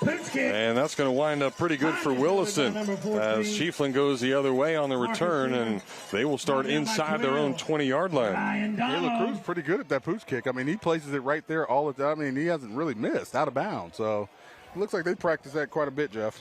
And Shannon, we're pretty lucky. I mean, who would want to be in Vegas or Nashville when you got good old Williston, Florida tonight? I hate to say it, I was in Vegas like 3 or 4 weeks ago. Then I Yeah. was in, Gatlinburg a couple of days. So I was in Tennessee. So nice Indians up from there. their own But I prefer 20-yard Williston, line, Florida. 1st and 10. Nice out here, great folks. Really nice crowd out here. We talked about that. These stands are still full. This community out here has a lot of support, and you can tell by the noise they're making tonight and the excitement that they're generating for their football team. All right, back comes Chiefland, and their running quarterback, Austin Jones, right up the gut, and that'll be enough for a first down. So good yardage there. Yeah, the game's not over with. I mean, they're down 23 points. I mean, they're still just down 3 scores. I say just 3, but they're down 3 scores here, and they still have an opportunity. This game's not over, and if you're Williston, you need another stop. You need another score. They conceivably put this game out of reach. So, if you're Chiefland, keep fighting. You had a nice little run right there, and you've done well. Some runs that they had that they've been successful with tonight. Just need to keep building on it. Jones will keep running, but a really nice defensive stop right there by Williston. In there quickly, Rance Moxley shuts it down. Second and 8.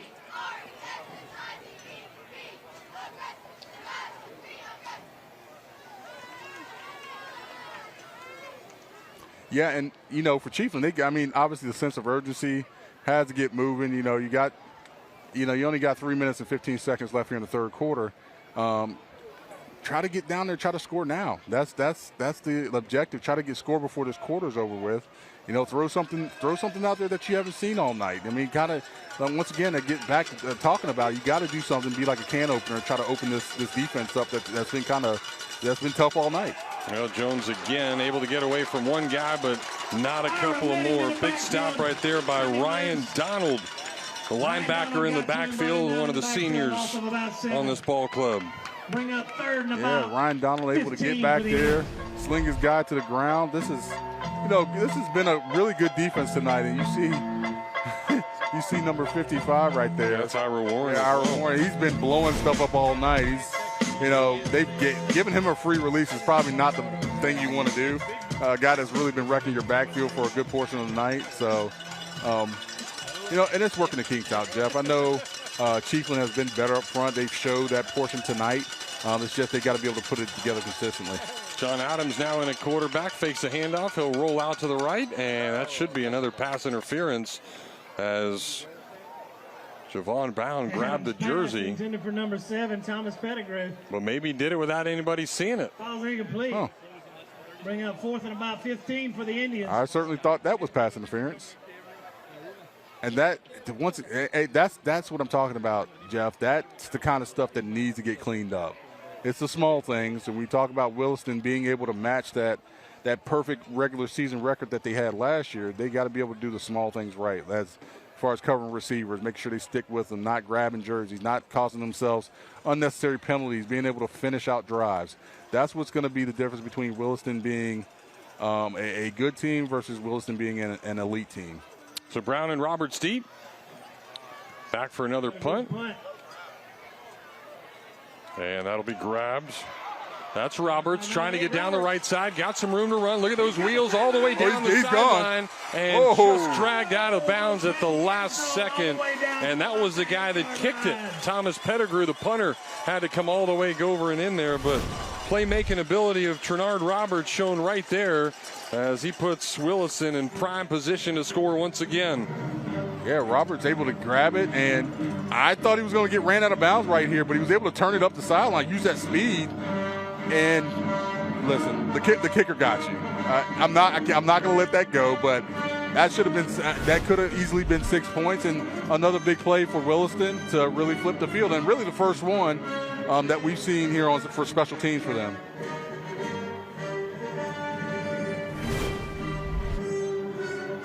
So Williston able to show it all tonight. Now a big special teams play. They're coming right at you. Able to tightrope the sideline right there, coming up, and thank God able to get him and kind of sling him to the ground right there, because after he got past that first wave, I was like, man, he might be gone here. Coleman fakes a handoff. He'll roll left, miss a man, trying to find some room, cuts back inside. Really nice run there by Shuby Coleman. And that's going to put Williston all the way down to the 2-yard line. Down to the half-yard line. Oh, come on. The ref's got to give that to him. I mean, it looked like he was rolling into the end zone, so he might have fell down there. But second and goal. This will be, and Coleman getting in would be Coleman's first touchdown of the night.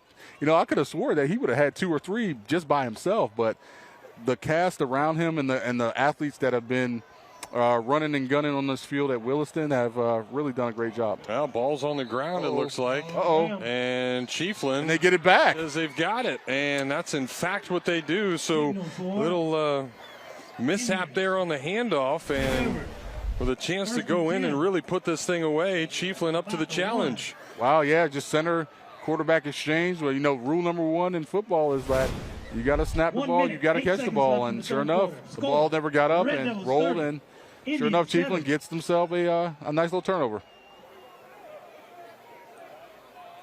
So a big stop there for Chiefland.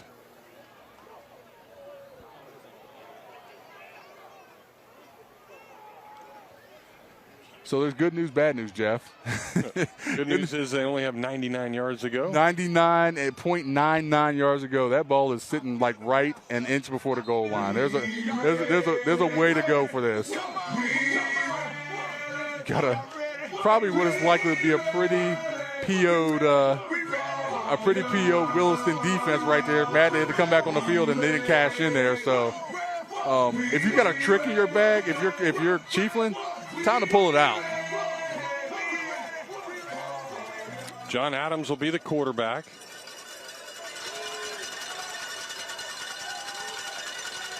And he'll take the snap and able to elude one guy, at least get back out of the end zone and prevent that safety. But nice pursuit once again, and that is Timothy Taylor in there, 6'1", 260-pound junior. Yeah, they're still at that. They're still at about that inch line. Yeah, this is just trying to get out of this end zone against a defense that's really kind of had you bottled up for a good portion of the night. That's just it's a tough go here. Well, we're under a minute to play here in quarter number 3.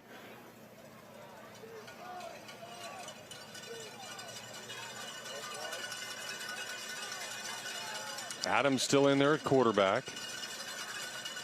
He's got it, trying to get out of the end zone, and not sure he made it out. I'm not sure either. Keeper again.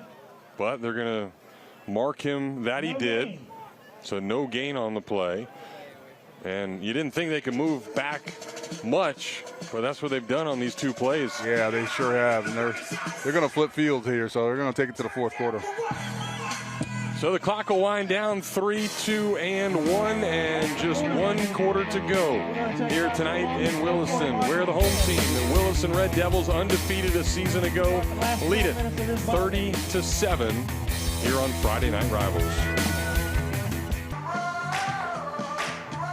Well, Williston's been good on both sides of the ball, and they are tonight's Allen Law Firm, protecting the house, defensive stop of the game. Allen Law Firm, your local personal injury experts. Dial pound yes anytime, and yes to some really good defense tonight from Williston. Yeah, Charles Howard, Timothy Taylor, and Rance Moxley making a gang tackle right there.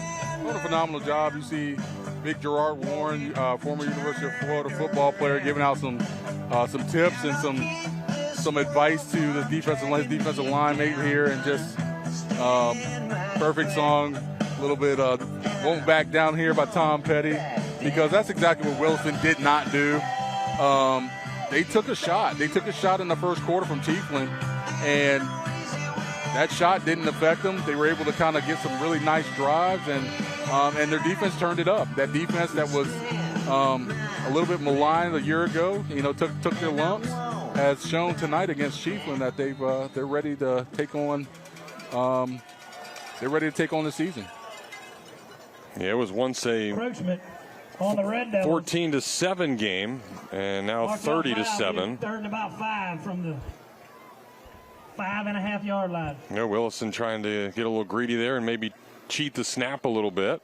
He's going to be offsides, and that'll at least get Chiefland out of harm's way right on top of the end zone. I mean, heck, that's exactly what was needed. I mean, I can't tell you, I've been there before, Jeff. That shadow, that goal line, and gets any kind of penalty or any kind of missed block, and you're giving up 2 points. But that D-line right back to the challenge again, and it looks like they were just able to get out of the end zone. So the defense once again. Let's go down to Randy, who's got some information on Williston's great defensive coordinator. Speaking of defense, Gerard Warren is the guy along the sidelines cheering on these guys. 11 years in the NFL, drafted by the Browns. I saw him play his first couple of seasons, and I asked him what his position is on this coaching staff. He said WB. I said, well, HC is head coach, DC is defensive coordinator. I said, what's a WB? You're not a wingback. He goes, no, I'm a wannabe. I want to be a coach, and I will be someday. I think he's a coach right now. Guys, back upstairs to you. All right, Randy, thank you very much. Yeah, one of the best to ever do it, clogging up that defensive line for the Gators back in the day, and had a really nice NFL career as well. Just unfortunately got stuck going to Cleveland. Yeah, Cleveland. Where careers go to die. Yeah, they sure do. And you know what, Jeff, I played against that guy many a days, and as a freshman, and you know what, he gave me an education on what real defensive linemen look like. Just a great player. Really great guy. I mean, one of the most personable guys you could ever meet. Friendly, but on the field, he was an absolute certified nightmare. Yeah, and a guy that played for Robbie Pruitt back in high school many, many moons ago. Over at good old Union County. All right, Pettigrew's going to be able to get it off. Not the best of punts, though, and that'll be picked up. Should be good field position, and there's that guy again, Roberts, as a flag flies in late. Moves it out about the 32. Brings it back all the way to the 22. Flag on the play. Now they're playing neighborhood football.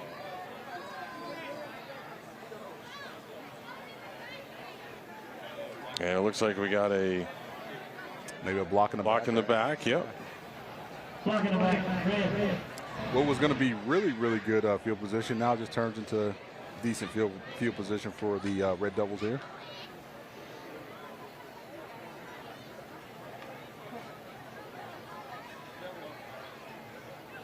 And that is one thing that Williston will, of course, have to correct. A lot of penalties tonight, especially on special teams. And a couple of opportunities that it was third and really long for Chiefland, and they would commit a penalty. On the yeah, so the game's not close right now. I mean, they're ahead pretty comfortably. But you're right there, Jeff. I mean, these close games that you have, those kind of penalties that really swing the pendulum in the favor of the other team. So that's just something that just needs to be worked on, something that needs to be cleaned up for them to get to that elite status that they want to be at. Coleman back to pass. He's going to try to get a big hitter down the middle of the field, and that'll just go past the outstretched hands of Touchstone, who couldn't touch that one. Wasn't complete in the end zone. Yeah, testing Blackman again, and he's good tonight. Or, I'm sorry, that was number 7 right there that they were testing. Like Thomas Pettigrew? Yep. Yeah, that's Thomas Pettigrew right there. Thomas Pettigrew that they're testing.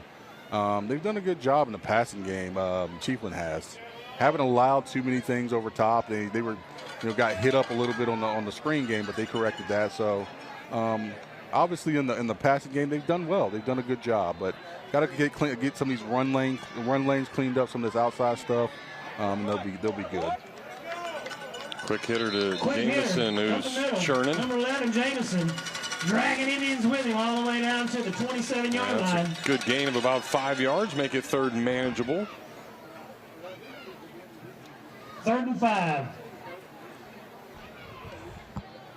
So one thing we haven't seen for a little bit now is that screen game. That's one thing that Williston loves to do on third down. They love to roll the quarterback out. They love to throw a screen. So if you're Chiefland, that should be the first thing on your that should be the first thing your spidey senses should be tingling.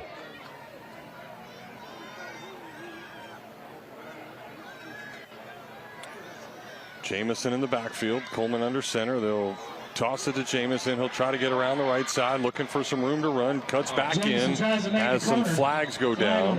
That's holding, definitely. You can see that ref that was hanging out from behind. He saw some stuff. That looked like that was holding. Holding, red. That's exactly what it'll be to push him back 10 yards. So that'll turn it into a third and about 15 now. And that's the thing about holding on the outside toss play. Sometimes it comes from behind. It's not even necessary. You can see right there, this kind of came at a spot that really didn't need to happen. You know, running backs outside you, they're already flanked. And I get wanting to finish blocks. Listen, I'm an offensive lineman. I know what that's like, but sometimes you just need to let it go and live to fight another day. Don't cost the team any extra yards. Yeah, be like Elsa. Be like Elsa. Let it go. Let it go. I should have sung that to Jimmy Ray Stevens. All right, Coleman back to pass, looking around. He's got a guy wide open. Let's see if he can hit him. A little bit underthrown, and that will be a flag. Well, Touchstone was all by himself for about 20 yards. Coleman didn't see him, finally did. And then that did allow Blackman to try to get there and knock it up, but interfering while he was doing so. Did he interfere with him? Coleman tosses it and yeah, definitely. And it seemed like he was just standing there just waiting on the ball. So I mean, not really much the defender could do. It's just at that point in time, not much the defender could do. But maybe if Coleman would have saw him earlier, he would have put that definitely on the money. But hey, they get 15 yards out of what likely should have been an incomplete pass or even a touchdown. That'll march things off. It'll be still just shy of getting the first down. That's another Chick-fil-A first down right there. 15 yards. Well, trying to figure out the chain gang now. See where to mark it off. It was third and about 16, so they should be about a yard short. Right. And they say math is elementary. That's why we have calculators, man. There's no need for it. I broke out my phone and you just didn't see me do it. It's not good. It should be first down. Am I correct there? Yep. No, just shy of it. There's a pass interference. Is that all? Not anymore. Just 15 yards. Yeah. So learn something new every day. 3rd and 1. They got the handoff, and Williams trying to get outside. Doesn't get the best of blocking, trying to create his own space, and I'm not sure he got there. Good job by Chiefland right there. Brought down that around the line of scrimmage. It's going to bring up 4th down for the Red Devils. All right, well, nice defense right there by Chiefland, able to and they've done a good job, containing the outside. You see number 21 right there, John Adams, who we talked about. He's done a good job on defense. Actually, he's done a good job of outside containment. They're trying to get around him. They did it earlier in the second quarter on a toss play. He was able to hold containment and really create a lost yardage play. So they're making a conceited effort to try to keep everything between the tackles. Jamari Williams going to come in the game now at running back. He's got one long touchdown run already. He's their bruiser. He is. 5'9", 200-pounder. He looks like he plays a lot bigger than that, too. Yeah, lost a couple on the play. Well, they're going to try to throw for it, and Williams is going to go out and make the catch. So good job there by Coleman. And there you see Williams initiating the contact, and that'll get him inside the red zone all the way down to about the 12-yard line. There's that bruiser you're talking about. I mean, he was able to kind of run him over and just, and really get out into the flat. Good pass play, good call. Nobody was within 10 yards of him, and he was able to get upfield and get that first down that they were looking for. Well, we're in the Call-A-Mattress red zone. Call-A-Mattress deals so hot they built a fire station across the street. Williston been in that red zone a lot tonight. And Williams will get rewarded and stay in the game. As a tailback, he'll get it right up the gut. He's churning, still moving those feet. Offensive line pushing at him, and he is in the end zone. How about that run? Second touchdown of the night for Jamari Williams, and it was the Jamari Williams show over those last couple of plays. Let's go, offensive line. They didn't stop. Listen, Williams was stood up at about the 2-yard line, still pumping those legs, and then that offensive line, they just got into like a rugby scrum, pushed him right on into the end zone. That's what I love to see, Jeff. This is my kind of thing. Oh, what? Come on, let's go. Let's take him in the end zone. All his guys pull him in there, throwing him in that end zone. Well, it's a Reed's Metal touchdown. Reed's Metal is for your metal roofing, metal building, and pole barn needs. Just think Reed's. We'll take a break. Williston is blowing it open tonight at home, 37-7 over Chiefland here on Friday Night Rivals. Well, it was the Jamari Williams show, our Dave & Buster's score summary. Dave & Buster's, you know you want to. And there was a want to with number 22. Yeah, number 22. They brought him in. We hadn't seen him since his big run in like the second quarter, and he came back with a vengeance. I mean, really just engineering and igniting that drive for Williston, putting them up on the board, and he finished it off with a really nice, powerful go-ahead touchdown. Well, the JV team last night put 52 on the board, and the high school team, the varsity boys, trying to get to that point just under 8 minutes to go, and a 30-point lead for Williston here tonight. Yeah, it felt like this game was much closer in the second half, in the first half. I mean, Chiefland was showing some signs of life. They were showing some really good prowess on defense, but then all of a sudden, Williston went in the half and said, all right, let's quit playing. Let's go out and let's finish this thing. And sure enough, they started dominating the lines of scrimmage. They started dominating, creating havoc on the defensive line with number 55, Ira Warren. Now we're at a point where this offensive line, which I love me a good offensive line, and I love me a good offensive line. They've been doing their thing and been racking up these rushing yards.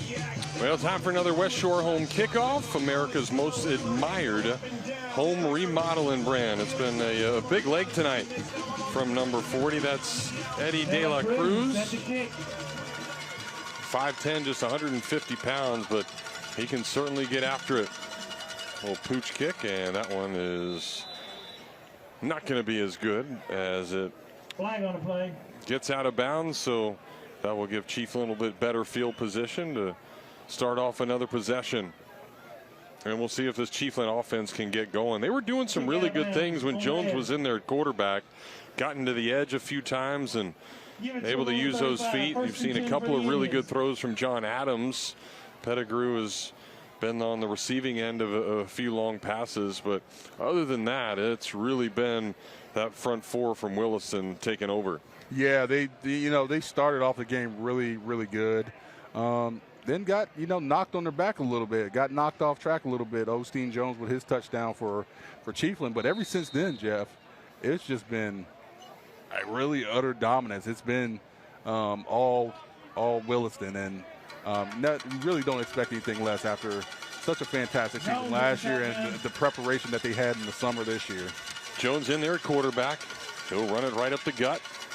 And he's got himself a nice run. He didn't want to go down, and after getting really hit about 5 yards back, he's able to get all the way to the edge of the first down line, and probably enough for another first down. Yeah, look at this run. I haven't stopped. I mean, he's stopped in the hole. There's 3 guys still hanging off of him. He's still driving, and that's the fight that you want to see. That's the fight that you want to see. Even when you're down 30 points, you're still going. So another Chick-fil-A first down. Chick-fil-A, eat more chicken.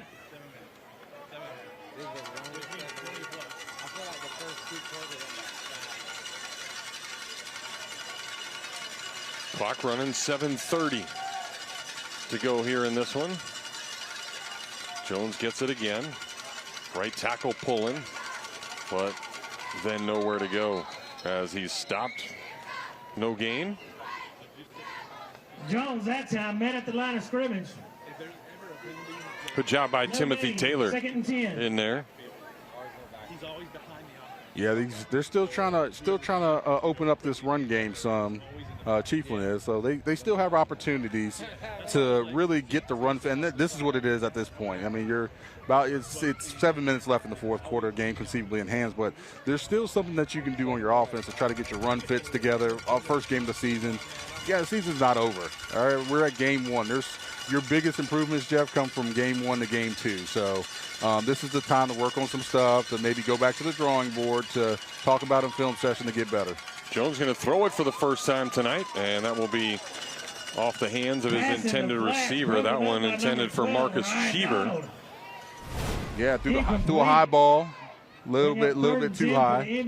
Got to bring that down a little bit, give the receiver a chance to catch it and get upfield.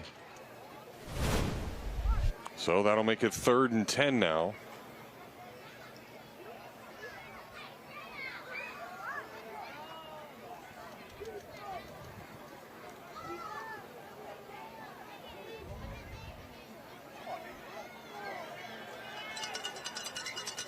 Well, you can see the Chiefland guys moving a little slower than they were early in the game, too. A lot of these guys playing both ways. Adams in there. He'll throw the screen pass, and that'll be caught across midfield. That's a nice job by Reggie Adams, the senior. And that'll make it 4th and only about 3. So you would think that Chiefland would go for that. Oh, for sure. Nice job by Adams making the first guy miss. As a running back or receiver, when you're one-on-one with somebody, you want to make that first guy miss. Nice little stutter step in the ground and get upfield and get what you can. Yeah, this is definitely 4-down territory. I mean, you ain't putting the ball at this point in the game. You want to kind of continue, try to get some points on that scoreboard. Lesson what this score looks like right now. So Adams making his way in.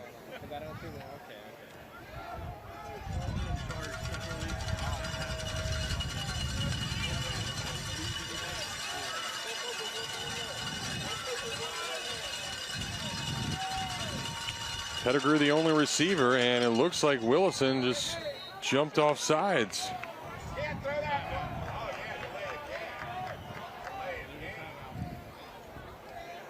And we're going to get delay of game on Chiefland there. March out 5. There was a bunch of Williston guys that came over the line of scrimmage, but didn't touch anybody, so nobody called it.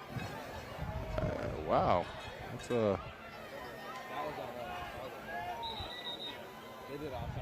yeah, I mean, and generally that can happen, Jeff, if nobody's contacted, but normally if you're in the neutral zone, 5 minutes, 25 seconds left in the ball like that, game. the refs will normally stop play. Red Devils 37, Chiefland Indians 7.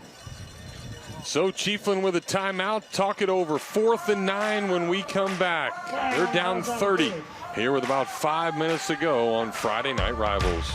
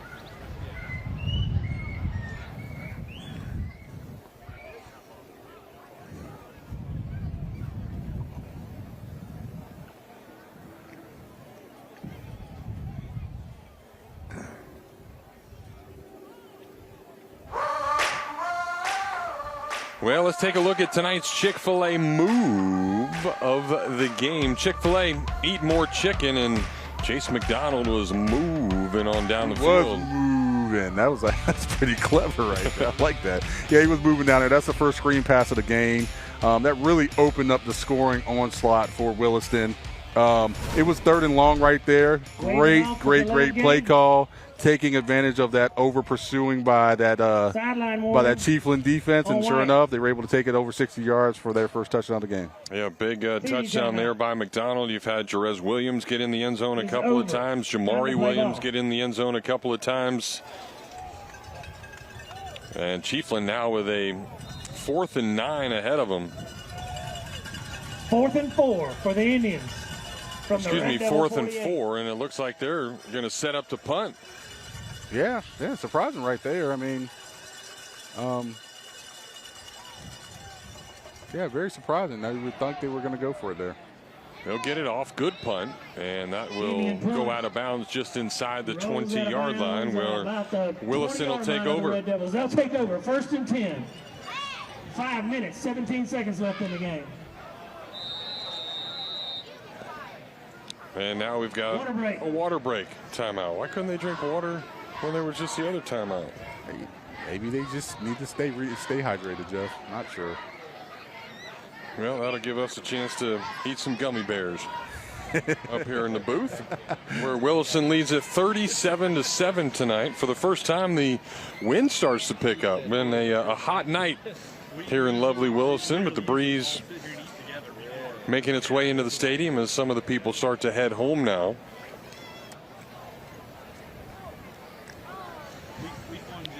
Well, we're stuck way up here on the roof of the press box. I'd rather be downstairs where Randy is hanging out because he's got the Williston cheerleaders down there with him. You're going to love this, Jeff. I'm going to let you listen to this young lady. She will tell you what her first name is. The cheerleading advisor for the Red Devils is named? Scarlett. Scarlett! Yes, Scarlett McGowan. And how many years have you done this? More than 2, right? More than 2, for sure. Less than 50? Yes, less than 50, I promise. And what makes this such a special job for you? Why do you enjoy this so much? It's fun to be here, to be with the kids, and then you see them come back and they're in the stands, and then I coach their children. It's been fun. Is she a good advisor? I think so. Wow. With that being said, guys upstairs, they have a message for you. 3, 2, 1. 17 seconds left in the ball game. Red Devils take over. 1st and 10 from their own That was 20. Hey Shannon and Jeff, if you missed it. Guys, thank you for allowing me, an outsider, to join you. Well, we're not missing this. Another long run. And that one is going all the way to the house for Trenard Roberts. Well, Williston has really showed off some speed tonight. Tons of playmakers all over the field. And that one, an 80-yard run for number 8. Yeah, there's right off tackle. Good blocking, able to break through that second line of defense. And once he was there, and just like most of the night, these long runs for Williston, ain't nobody catching them. So just what fantastic second half by Williston, coming out, really turning on the juice button and showing us exactly why they're going to be a force to be reckoned with for the rest of the season. Well, now we've got offsides. Encroachment, Indians.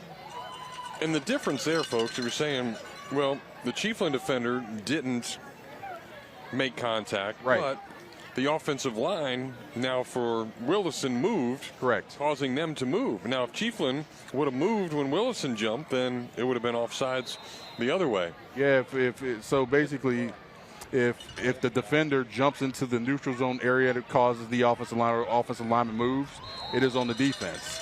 If they don't move, they have the ability to reset. No harm, no foul. So then, are you taught as an offensive lineman, if you see that, you then want to jump, right? Yeah, you do. I mean, that's a play. If you know, a lot of times at the beginning of the season, Jeff, whether they're college or pro, they tell you, hey, if a lineman, there's a normal thing called a hard count. If the defender jumps into the neutral zone, you move. You snap out of your stance and go into a pass set, because it is an automatic 5 yards, no matter what happens. So how about that for Trenard Roberts, freshman, getting that first varsity touchdown on an 80-yard run. What a heck of a way to get that first touchdown. He'll right? never forget it. Absolutely not. Just over 5 minutes to go in this one.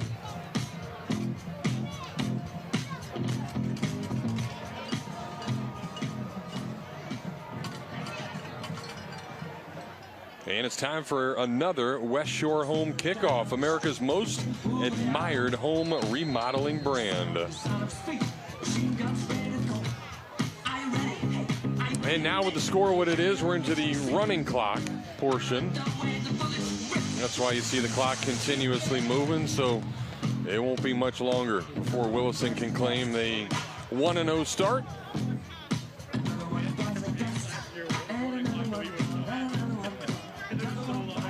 Dela Cruz to kick. Dela Cruz with a kick, and that'll be fielded at the 25-yard line. And that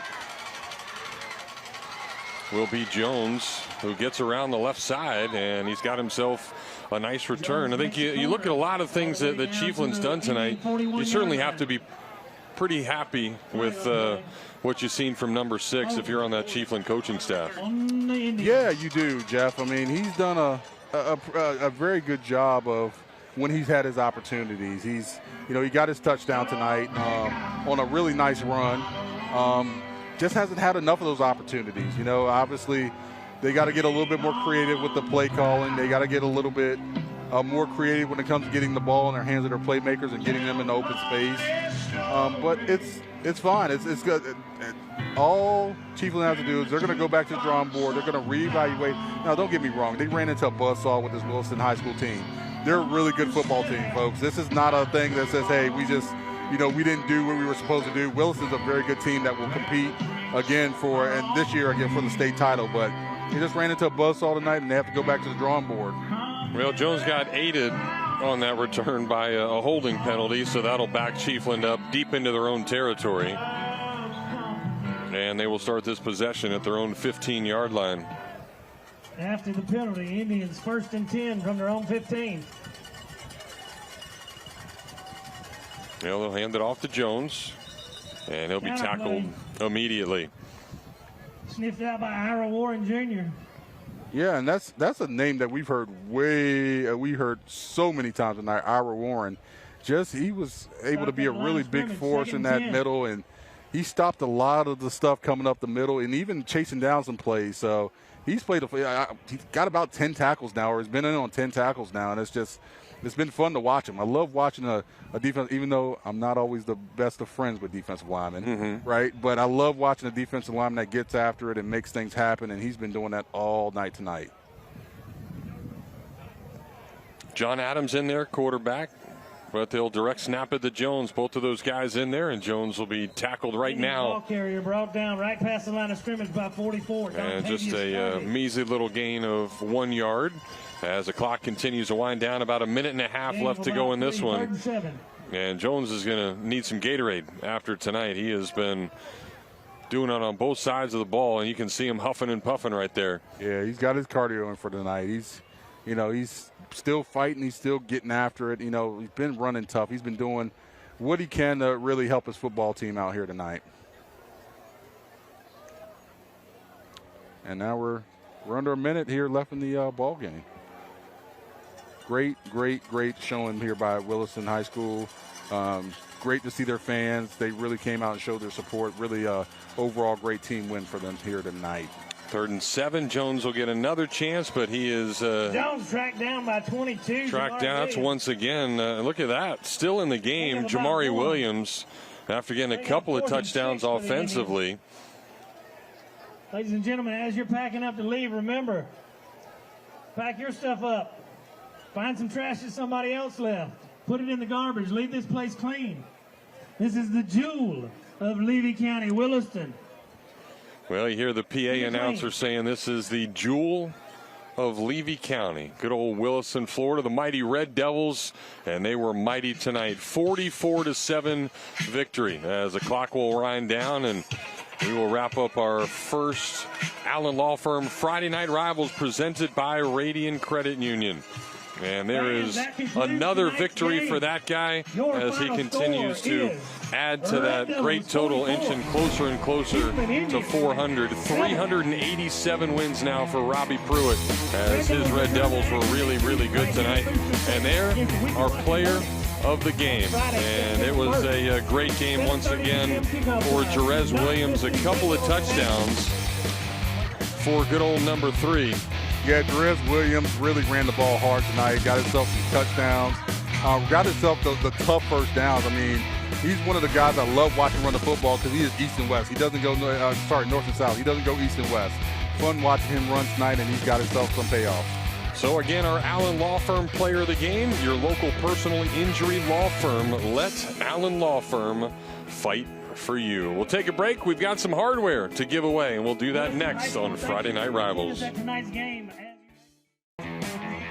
Jeff Cardozo, Shannon Snell back here with you. Our first edition of Allen Law Firm's Friday Night Rivals presented by Radiant Credit Union. The winners, the Williston Red Devils. Big one tonight, 44-7 over the Chiefland Indians. They'll get a couple of trophies, one really important one here in just a minute. But Shannon, next week, a really fun one for us as you get to see Hawthorne and that great team that Cornelius Ingram has put together head to Newberry. And not a lot of people go into Newberry and win. You've got that Ed Johnson offense, Travis McGriff running things over there. So that's going to be a fun one. Hey, surprise, surprise. Newberry put up 56 points tonight on Santa Fe. So I'm excited to see this matchup because I think Newberry has finally got the guys they want and who they have. So it's going to be a barn burner. Well, congratulations again to Williston for winning tonight. And Randy is down there with the boys in red. It feels like heaven, 387. Coach Pruitt, talk about this victory, especially the play of the team in the second half. I think it's huge. I mean, this is a big rivalry. This is a county, an in-county school, and the Levy Cup, and these guys know more about it than I do. They've been here their whole life, but it's huge for our seniors to beat them this year, beat them the last 2 years, and for our community. Our community's stepped forward and done unbelievable things for this football program. So I'm glad for the players in the community. Now that you're 60-something, is it sweeter now than it was 40 years ago? All of them are sweet, man. All of them are sweet. Every win's sweet. Well, with that being said, on behalf of the Allen Law Firm, I need Coach Warren over here because I'm going to need protection to get out of this group because on behalf of my 11, congratulations, you are champions of Friday Night Rivals!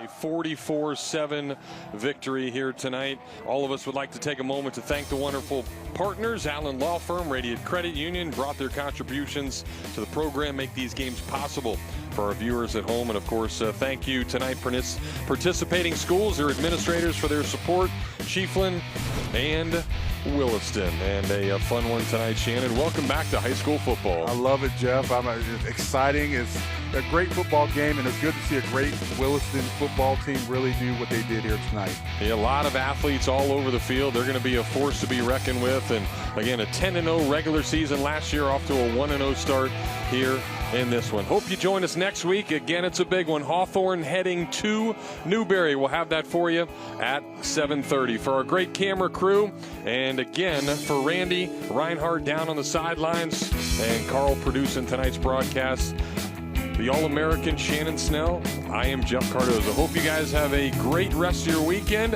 and congratulations to the Williston Red Devils, 1-0 on the season. You've been watching Allen Law Firm's Friday Night Rivals.